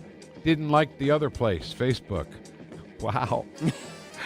Mudslinging between platforms here. Mudslinging. Correct. Welcome home. Thank you, Allison. It's not nice over there. DLW 1904. I know I left Wastebook because of the trolls and leftists. Oh my God, this is unbelievably vicious. People have their preferences. I mean, I have mine. Having a preference is one thing, but slinging mud. That sounds very political. Because they're all like from the 1800s. Yeah. The mudslingers here. Yellow journalism, journalism and mudslinging. But they're all Vic Heads. We're all on the same team, Right. really. We really are. And I mean, that's the bottom line. Here. I'm going to use something that Vic hates. At the end of the day, we're all together. Yeah. Right. Full stop. Full stop. We are. And when I say full stop, I'm talking about FS. Full stop. That's with an FS. That's a million with an M. That's a million with an M, billion with a B. All conservatives that love freedom should come You're over. mocking me, aren't you? Yes. All conservatives that love freedom should come over to the Rumble. Wow. And join us in a common cause fighting for America. This is great. Brent crude is now at $83. Let me see where it is right at this second. Actually, right now it's at $86.62. But still lower than it was we did before, yeah. Good. How many war crimes did Barry Soetoro? That's Obama. Yeah. You think I didn't know that? I don't know. We've never talked it's about Obama, it. idiot. I have no idea. You didn't have to say idiot. That's really not the way I said it. You said it. No, it's you really said, not. listen, idiot, that's Barack Obama. No, I really didn't. All right. That's what I heard you say. That's what you heard. How many war crimes did he commit by bombing all the countries he did? Exactly. James Carvell is Gollum. I don't know what that means. Is that a character in, like... I think it's a character in something. One of those books that I've never read. One of those movies, maybe. Allison's calling for a Wildcat strike now. What in the hell's going on here? To me, a Wildcat strike sounds good, though. I don't know why. Sounds like fun. It does, doesn't it? Hey, you want to join us for the Wildcat? Yeah. Hey, ladies, want to join us for the Right? Right? Yeah. Hey, it's good to see you. I'm not going to fall for all this nonsense about Facebook for one. Facebook rebel, stay in your lane. Laughing my LMAO. Is that laughing your arthritis off? Is that what that is? That's pretty much, yeah. Vic and Ken know how to be fair, or we'll all go on strike. That sounded like a compliment there, and now it's a threat. Bad llama. Mandami has proposed a 2% tax on white people. Nuh-uh. Is that true? I gotta find out about that one. Nothing racist about that. Nah. Come on, that's nothing. They're white people. You can't be racist against white people. I came on late and thought it was a time warp. Wheel of Audio was on. I had to look at the clock. So we have owner of Shorty's Diner coming in. We had to make room for him. We had to make room for Chris Cooper, muscling in my women at 11. So we put the chat box somewhere else. I don't know. No, not the chat box. We're the United States of America. That makes me throw up in my mouth a little bit. bit. I pledge allegiance to the flag, United States of America, no fair election. No peace. No fair tariffs. No peace. No fair chat box. No peace, man. President, my voice is hoarse from yelling at crazy Iranians. Donald John, Grover Cleveland Trump. Good morning, all you beautiful, mega, MAGA, ultra-patriotic, deplorable, Garbagian, degenerate, freedom-fighting, God-fearing, Vic Head, weird ass wish. Whoosh. Sally is thinking about swimsuit weather. She's got to get that bones. bikini. Yeah, she's got to get the because she's down to half a pound. Right? Took us forever to get her on the scale, and then the lady comes around. We're going to take Sally back and give her shot. And I thought we were going to go back, and it all happened so quick. I said, well, she's never going. Sally, where are you going? She left with a stranger. Yeah. It's not good. There's a level of trust, though, you know? I mean, these people know what they're doing. She's becoming Daisy from the Blondie and Dagwood comic strip. Yeah. Because if you read Blondie and Dagwood, Daisy's in almost every panel that's at home because she always follows Blondie around the house. Okay. Vic, I hope Sally Bones received that bone from me the other night. Yes. Yeah, okay, I got it now. Because Alice, we were talking online, and Alice goes, give Sally a bone from me. Oh, okay. Because I kind of give her a kiss from me, you know? Sure, Yeah. yeah. She got it, and she ate it in seconds. Hey, it's good to see you. It's good to hear you. Good to Morning, St. Louis. Anybody? Say it with me. Anybody having trouble with the app? No. Don't be... Walter Matthau was also in that movie. What movie? I don't know. Help me out. Smith-Munt Modernization Act of 2012 needs to be revoked. Didn't we talk about that? The Smith-Munt Act, yes, for the media. Yes. So we have to definitely dig into that and pass it along to our representatives like Eric Burleson and Bob Onder and all those guys. Unfortunately, the Supreme Court is no longer supreme. DEI and libturds have diminished the supremeness. Kavanaugh had the same false accusations that E. Jean Carroll did to DJGCT. John Grover Cleveland Trump. Yeah, what I'm saying is that Kavanaugh had the same false accusations that E. Jean Carroll did against Trump, yeah. You know? They need to reinvestigate that whole situation. Give him his money back. Yeah. She shouldn't get a dime. In fact, she should go in jail. Yeah, I agree. Good morning, Patriots. Got here late, but catching up on the replay. Thank you, M. Goltz. Allison Schottenhamel says a couple of laughy things. Mogadishu, Minnesota. MMIWG2SLGBTQQIA+. I'm watching Stanley Cup playoffs. Have no time for that other stuff this weekend. Bob Saget. Now Vic is stealing from dead guys. Oh. I used a joke that Bob Saget said once. Well, you know, Do that's a form of flattery. That's right. Even if the guy's dead. No, it doesn't matter. His legacy lives on then. Yeah. Brad Dourif is Billy Bibbit, and he happens to be a small part in The Pit, and his daughter, Fiona, is one of the major doctors, Dr. McKay. There you go. 2 items for rumbling people. Number 1, I blame Kenny for the friction between the two platforms. Wow. He is distracting our NBA nominee Vic too much. Calling Iran a civilization. This is taking forever. No! Yeah. Calling Iran a civilization is a mistake. It infers that a people or government are civilized. I get it. The app wasn't working. Okay, I don't want to hear about that. Love diners, me too. Toast with runny eggs. Shut up. I got no respect to you at all, I'm telling you. All right, that's it. Wanna be it? Shut That's it. your face. There's a whole bunch we're not going to read, and it is Kenny's fault. You're right. Done. It's my fault. It's your fault. It's my fault. I'm sorry, everybody. I'm so sorry. One more. Facebook chat box is the Frank Stallone of chat boxes. Trucking, got my chips cashed in, keep trucking, like the Doodah Man together. Follow us on Rumble at NewstalkSTL.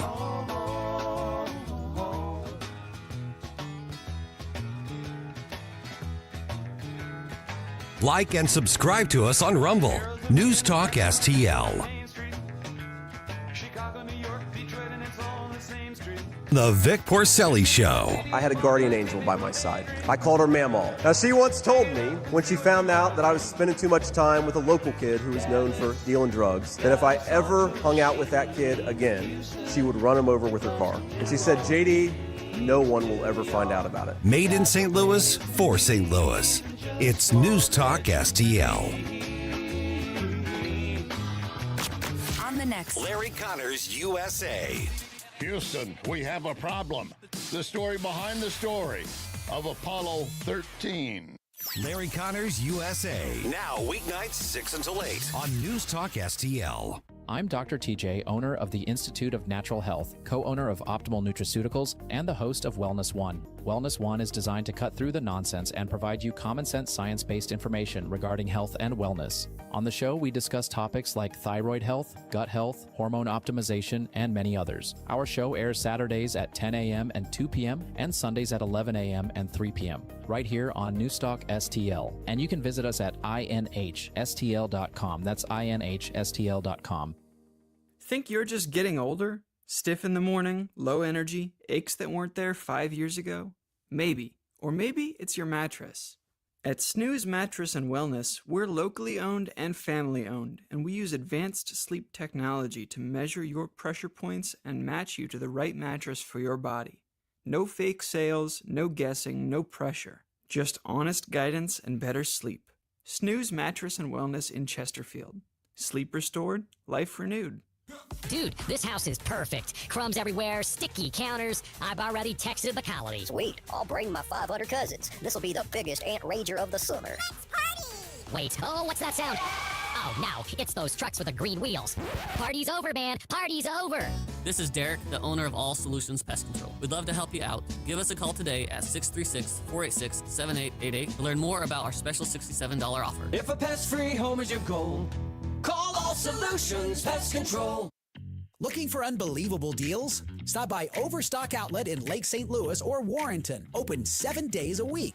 Discover big savings on a huge variety of merchandise with no hassle. Just great prices. Visit us in Lake St. Louis on Highway N or in Warrenton on Boones Lake. Check out our Facebook page at Overstock Outlet Lake St. Louis. Or go online to overstockoutletstl.com. Unbeatable value, friendly service, and you never know what we'll have at Overstock Outlet.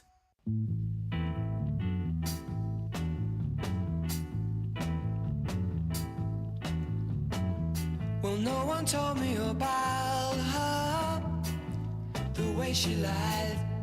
Talk lines are open now at 314-912-1019. Vic and Ken.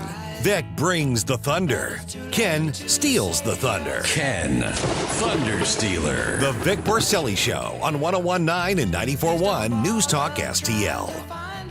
Is this the last break already? Yeah. Oh, my God.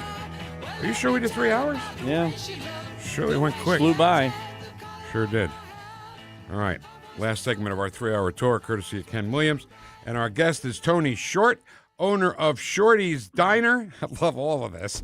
On Lackland, 12004 Lackland, right around the corner from where we sit. I know. So, Tony, good morning. How are you? Good morning, guys. Thanks for having me. Glad to be here. Oh, our pleasure. Love having you. I love. Okay, this is the selfish part of me. Okay, I love that you got a diner right around the corner where I can go to anytime I want. So thanks for that. Well, we saw the area and realized those radio guys and really know how to eat. So we. Now, what is that supposed to mean, Shorty? Huh? You know, good food, man. Good food. All right. Yeah, you know what? He squirmed out of that one pretty well. That was good, though. Good job. So is it going to be? No, we found that spot out there, and it was, an old Hardee's building. It was called a Rock and Roll Hardee's, and that really fits our kind of 50s theme and checkerboard Elvis kind of deal. Oh my God, I'm going to love this. So since you brought that up, I love. Maybe we can incorporate this into Shorty's Diner. Back in the old days, when you ordered something, there was a cool, fun way to say it, right? Like if somebody ordered 2 poached eggs on toast, Adam and Eve on a raft, right? You know? Oh yeah, there you go. Toasted English we do it all muffin. the time. We have big plates where we have 3 eggs, and all the times everything comes with 3 eggs. So we'll say, I got 6 on 2, or how. Love it, love it. Toasted English muffin. St. Louis slinger. We got a St. Louis slinger in there. We brought a couple hometown items back, so we got all kinds of abbreviations and code to our kitchen. Tony, that was a big question that I had. Were you going to have a slinger? If you have a slinger, man, that's a step up for me. I think you got to have it if you have a diner. Some people call it SOS, something on a shingle. We also have a garbage plate that's kind of similar. Yeah, I use that word on the radio, trying to be PC. But don't you cuss on this here radio. We try to adapt. We also have a pork tenderloin that's very famous in the Midwest, just a huge pork that's hammered out 2-3 times as big as the bun. So we got a lot of local favorites to kind of fit the geography out there for sure. Toasted English muffin, burn the British. I'm just yelling back to the kitchen. Hold on. Chocolate ice cream, block of mud. That's it, man. Well, hey, so this was you want a part-time gig, man? I can't. I don't know how to do anything else, but I'll certainly shout stuff out for you. On I Love Lucy, the Mertzes and the Ricardos were going to go into business together, and they bought a diner, right? So Fred's cooking, Ethel's waiting on people, and the guy goes, "Give me a hamburger with no onions." Ethel goes, "Throw a bull in the ring and don't cry about it." That's good. That's good. I I'll love have it. to I pick love up some that of those lines, bring them back. That's kind of goes to our slogan. It's not fancy. It's not fat-free. It's just the way it used to be. Yeah, that's right. And you know what? When everybody loved America, right? Because we got a problem right now with people not loving America, Tony, and it pisses me off, to be quite honest. I'll tell you what, that's part of I think that's part of our success. Obviously, we got great food, great people, and we do it every day. But kind of coming into a diner, we don't have televisions. We got we got the oldies on, the 50s radio station, and you can just come in there and have a meal, read the paper, do a crossword, and forget about all this craziness just for a little bit. So that slogan that we thought we didn't realize the meaning is going to kind of ring true in today's society. Hey, it's not fancy, it's not fat-free, it's just like it used to be. Come on in here. Have a meal, enjoy some good old-fashioned home-cooked meal, and just unplug from the world for a minute. And Tony, no matter how much you dive into this, to the political idea and thinking and having to promote all that stuff all week, I get out of this after I'm done in the day. I don't go home and continue that. I want to get away from it, and this is a great opportunity for you to do so. Go to Shorty's and then just kind of unplug. That's it. It kind of works well at all of our locations. You're just kind of that staple. Everyone knows your name. We open at 6 a.m. We come in there bright and early. The coffee's hot. The gravy's made fresh every morning, and people know what they're getting. And it just reminds you of a point in time where life was certainly much simpler and a better place to live, in my opinion, for sure. Now, maybe you can help me out here, Tony. We're talking to Tony Short, owner of Shorty's Diner on Lackland, right around the block here from the station. Can you tell Ken how important it is not to get the yolk hard, because you need a squishy yolk so you can dunk the toast? And will you explain the importance of that to him, please? Oh, let me tell you something. When we started this thing back in 2011, I didn't think there was more than 7 or 8 ways to cook an egg, but I think our computer system has something like 28 modifiers. Oh, my goodness. Over hard, over easy, over light, sunny side up. And for all the listeners, free meal at Shorty's Diner Lackland, if you heard it here. If anyone can text in and tell me, what is a basted egg? A basted egg. Can chat box count? People put it in the chat box count? Well, put it in the chat. All right. I'll tell you at the end, but yeah, those are the things that you get a customer that's been around a little while, and they'll say, "Can you make a basted egg?" It kind of tests you in the egg business. Okay. Right. So listen, you can get a free breakfast if you just if you get it right. Well, I think somebody's got it already. Wait, what's There's it called? Another one. We got basted eggs, and I got Scottish eggs. If you can figure those out, you deserve something free. So let's give it a couple minutes. Yeah. Don't let's divulge that. I've had Scottish eggs. But yeah, you got over easy, over light, over hard, scrambled runny, scrambled soft, scrambled with cheese, basted. You have Scotch eggs? Poached runny. Yep. Oh my We goodness. make them special on Tuesdays. We don't have them every day, but we do it as a special. I love those. I don't. Oh, I love them, man. I got challenged by a customer one time that said that I don't know how to make them, and I said, "Well, hold my beer. I'll be right back." All right. We sell over 6,000 eggs per location a week, so if it's one thing I know. Last year, when the egg prices went from $1 a dozen to $7, your guy over here on this end of the phone was crying in my grits every day, because a dozen eggs at $7 at your house is one thing, but when you're using 7,000 eggs a week, you really start to feel that. And to your point about politics, have you met an egg farmer that has experienced the egg flu? No. If you're out there, let us know. Television says that there's 24 million birds that had to be put down because of this flu. But if you look at the economy, what's the easiest way to raise the economy is if you raise taxes, right? If you raise taxes or you raise costs, and every single thing has an egg in it, bread, Hostess sweet cakes, whatever it might be. So if eggs go up 5 times, everything that has eggs in it, from the bakery to the thing. So just by raising the price of eggs for 9 months in the local government, look at what the trickle-down effect was crazy. And now today, 18 months after this craziness, they're back at $1 a dozen, for our wholesale cost. So that was the Biden administration that did that. I think you're right, sir. I got a long list of other things, but I don't know if that's the topic of this show. That's so funny. All right, so listen, one of the most important things, okay, and I think, Tony, I think you'll agree with me, is when your waitress comes up to you, she's got her little pad, and I hope she says, "What can I get you, hon?" Yeah. You're going to call me hon? That's it. I hope they call me hon. She could. Daddy-o, anything from the old days? Nope. I am partial. I'm partial to hun. All right. We'll have Corey and all the girls back in Lackland there listening, and when these guys walk in, what'll it be, hon? Welcome to Shorty. Yeah, There you go. exactly right. There you go. That's exactly We right. aim to please. Man. We aim to please. Son. That is small town right there, man. All right, so this try to do it the conversation, right way. this conversation has been very breakfast centric. Also lunch and dinner, right? Yep. Well, we do Friday nights in the summers. We'll do a car show. We do a classic car show where everybody wants to bring their cars out and have a diner in the background. But our daily operation hours are 6 a.m. to 2. We're really good at doing that.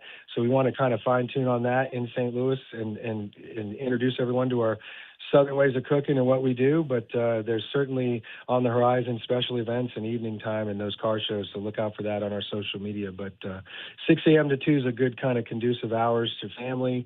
I'm a coach. I coach football and baseball, so it allows me a lifestyle to be with my family as well as be in the restaurant business. So we're very blessed to have those hours for sure. How cool is that, Vic, having a car show? That would be awesome. Ethan Way's a car guy. He could bring his. Big time, yeah. What is that, a Challenger, right. a Dodge Challenger? He's got a cool Dodge Challenger. So I've been asked. Yes. I've been asked a question in the chat box if you carry Jersey pork roll.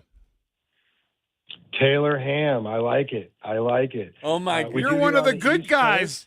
Coast. Yeah. Let me get a Taylor ham on a hard roll. Oh, my how I God. made hard rolls back here? I had to take our brioche buns and leave them out overnight to get the tops hard. And then I Oh, would my just steam the God. inside. Taylor ham, egg, and Because cheese on a hard roll? I can get that? Hard roll. You got it. Salt, pepper, ketchup. All right. Whatever you then want. Scratch the 2 eggs over bacon, toast, and coffee. I'll take a Taylor ham, egg, You and want cheese. the Taylor ham on a hard roll. Yeah, I had to learn the hard way. man. Taylor ham is like the Spam of the New Jersey diner area. As everyone knows, that's the diner capital of the world. But they got it dialed in up there, so we hope to follow suit with something like that. But yeah, we have all the classics, all those things, and we got grits, everyday grits, Southern grits, made with nothing but water, butter, and patience. I think that's a big important thing. People try to overdo it. Yep. We just again keep it like it used to be. Keep I it like simple. this guy. So did we get an answer on that, on the egg? The basted egg? Are you there? Basted egg. Does anybody know what a basted egg is? All right, here's one entry. You use the grease and baste the egg to cook it. Close.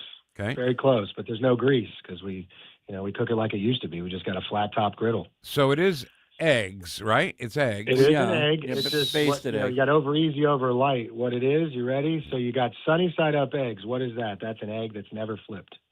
So you take sunny side up eggs, and while they're cooking, you put the steam top over top like you melt cheese, and you squirt water under there, and the steam makes the top of the eggs cloudy. So they look like an over easy egg that has never been turned over. Oh, my God, I love Nice. it. Oh, man.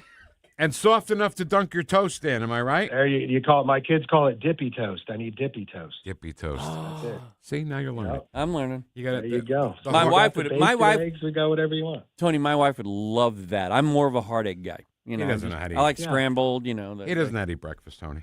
I'm an over medium guy. I like a little bit of run. I don't like all that Okay. totally white. I'll go that far with it.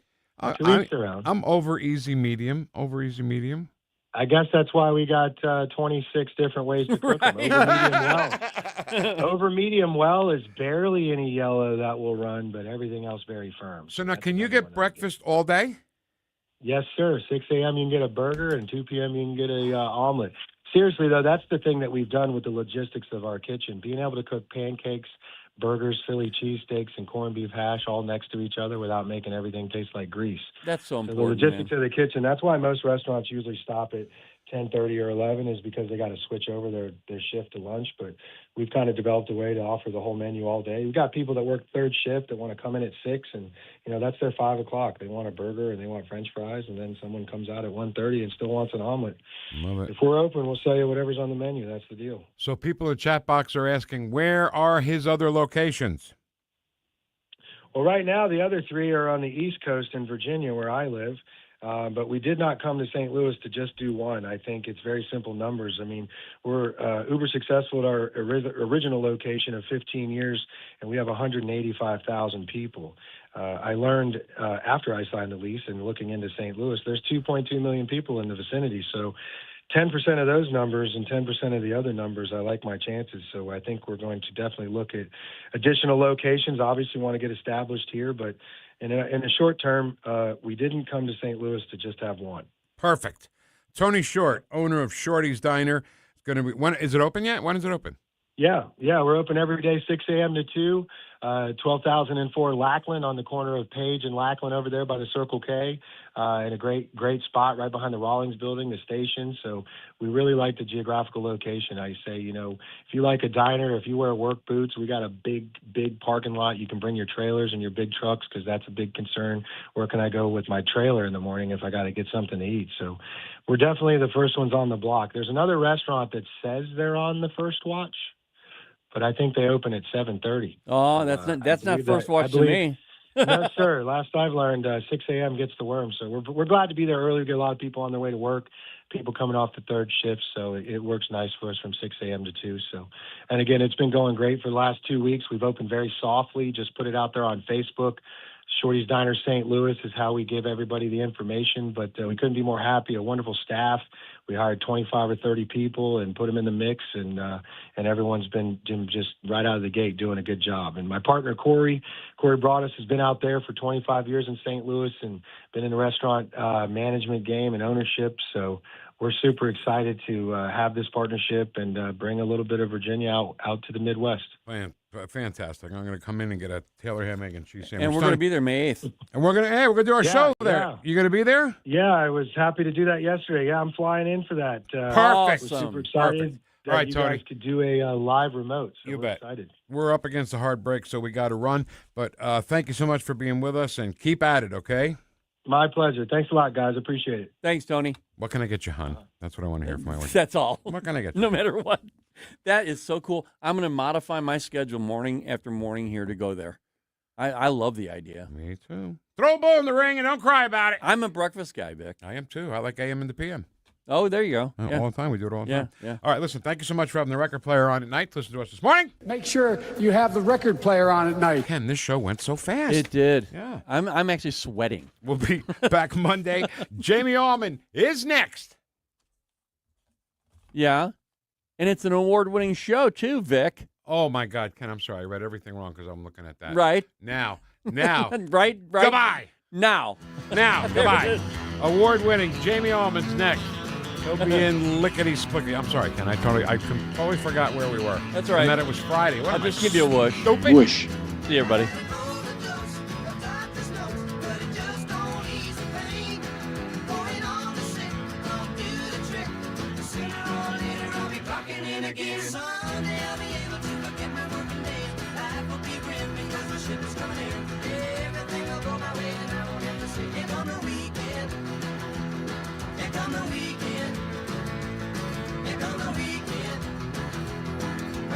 So tough, I think I've had enough until the weekend.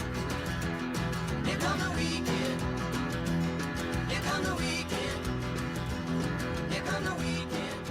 If you love your pet, which I know you do, then they deserve the excellent treatment and care they'll receive at Pacific Animal Hospital in Pacific, Missouri. A full-service veterinarian facility. Originally built and grown by my dad, Dr. Bill Jones, a new generation of wonderful veterinarians and staff at Pacific continue to provide outstanding medical, surgical, dental, boarding, and grooming services for your favorite furry friends. Our family entrusts the care of our pets only to the experienced docs and staff at Pacific Animal Hospital. You should too. Call them today, 636-257-2100, 24/7 at PacificVets.com, PacificVets.com. One day, one sale, a whole lot of savings. Country Mart's 16-hour sale is this Saturday, 6 a.m. to 10 p.m. Washington Premium Sugar Bee Apples, $1.99 a pound. Assorted Pepsi products, 24-pack, 12-ounce cans, $10.99. Best Choice Ice Cream, 4-quart, $4.99. Best Choice Butter Quarters, 16-ounce, 2 for $5. Best Choice Cream Cheese, 3 for $5 each. And Premium Sliced Slab Bacon, sold in 7.5-pound bags, $3.29 a pound. While supplies last, no rain checks. 925 Plaza Drive in St. Clair. KLGY HD3 Clayton, K270BW Bellefonte, KNBS Bowling Green. This is News Talk STL at 1019, 94.1, and always streaming at NewstalkSTL.com. News this hour from Town Hall. I'm John Scott. As the longest shutdown in federal government history drags on, Republicans on Capitol Hill have run out of patience with their Democratic Party counterparts. On the Salem News program this week on Capitol Hill with Tony Perkins, House Speaker Mike Johnson says he now plans to enact a so-called skinny reconciliation package next week since, in his words, Democrats are playing politics with our national security. Very sadly, shockingly, the Democrats have decided that they want to zero out the accounts of border security and Immigration and Customs Enforcement. It's a shocking thing to even say, but that's where our politics have devolved. They don't want to do it at all, and so we have to do it on our own. We have to do it through a reconciliation bill, because that's the only way to get around the 60-vote threshold necessity in the Senate. That's going to happen next week. Republicans are now carrying the ball by ourselves. Speaker Johnson's full interview will be heard when This Week on Capitol Hill is broadcast beginning at 10 a.m. Eastern Time Saturday on the Salem News Channel. President Trump and Iran's foreign minister say the Strait of Hormuz is now fully open to commercial vessels. In a social media post, the president said Iran announced the strait is open and ready for full passage. The Iran war's global energy shock has convinced some Asian and African nations to look to nuclear power to meet their future energy needs. Countries that already rely on nuclear power are considering boosting that reliance, while non-nuclear nations are taking another look at atomic energy. Nuclear is not a quick fix for the current energy crisis,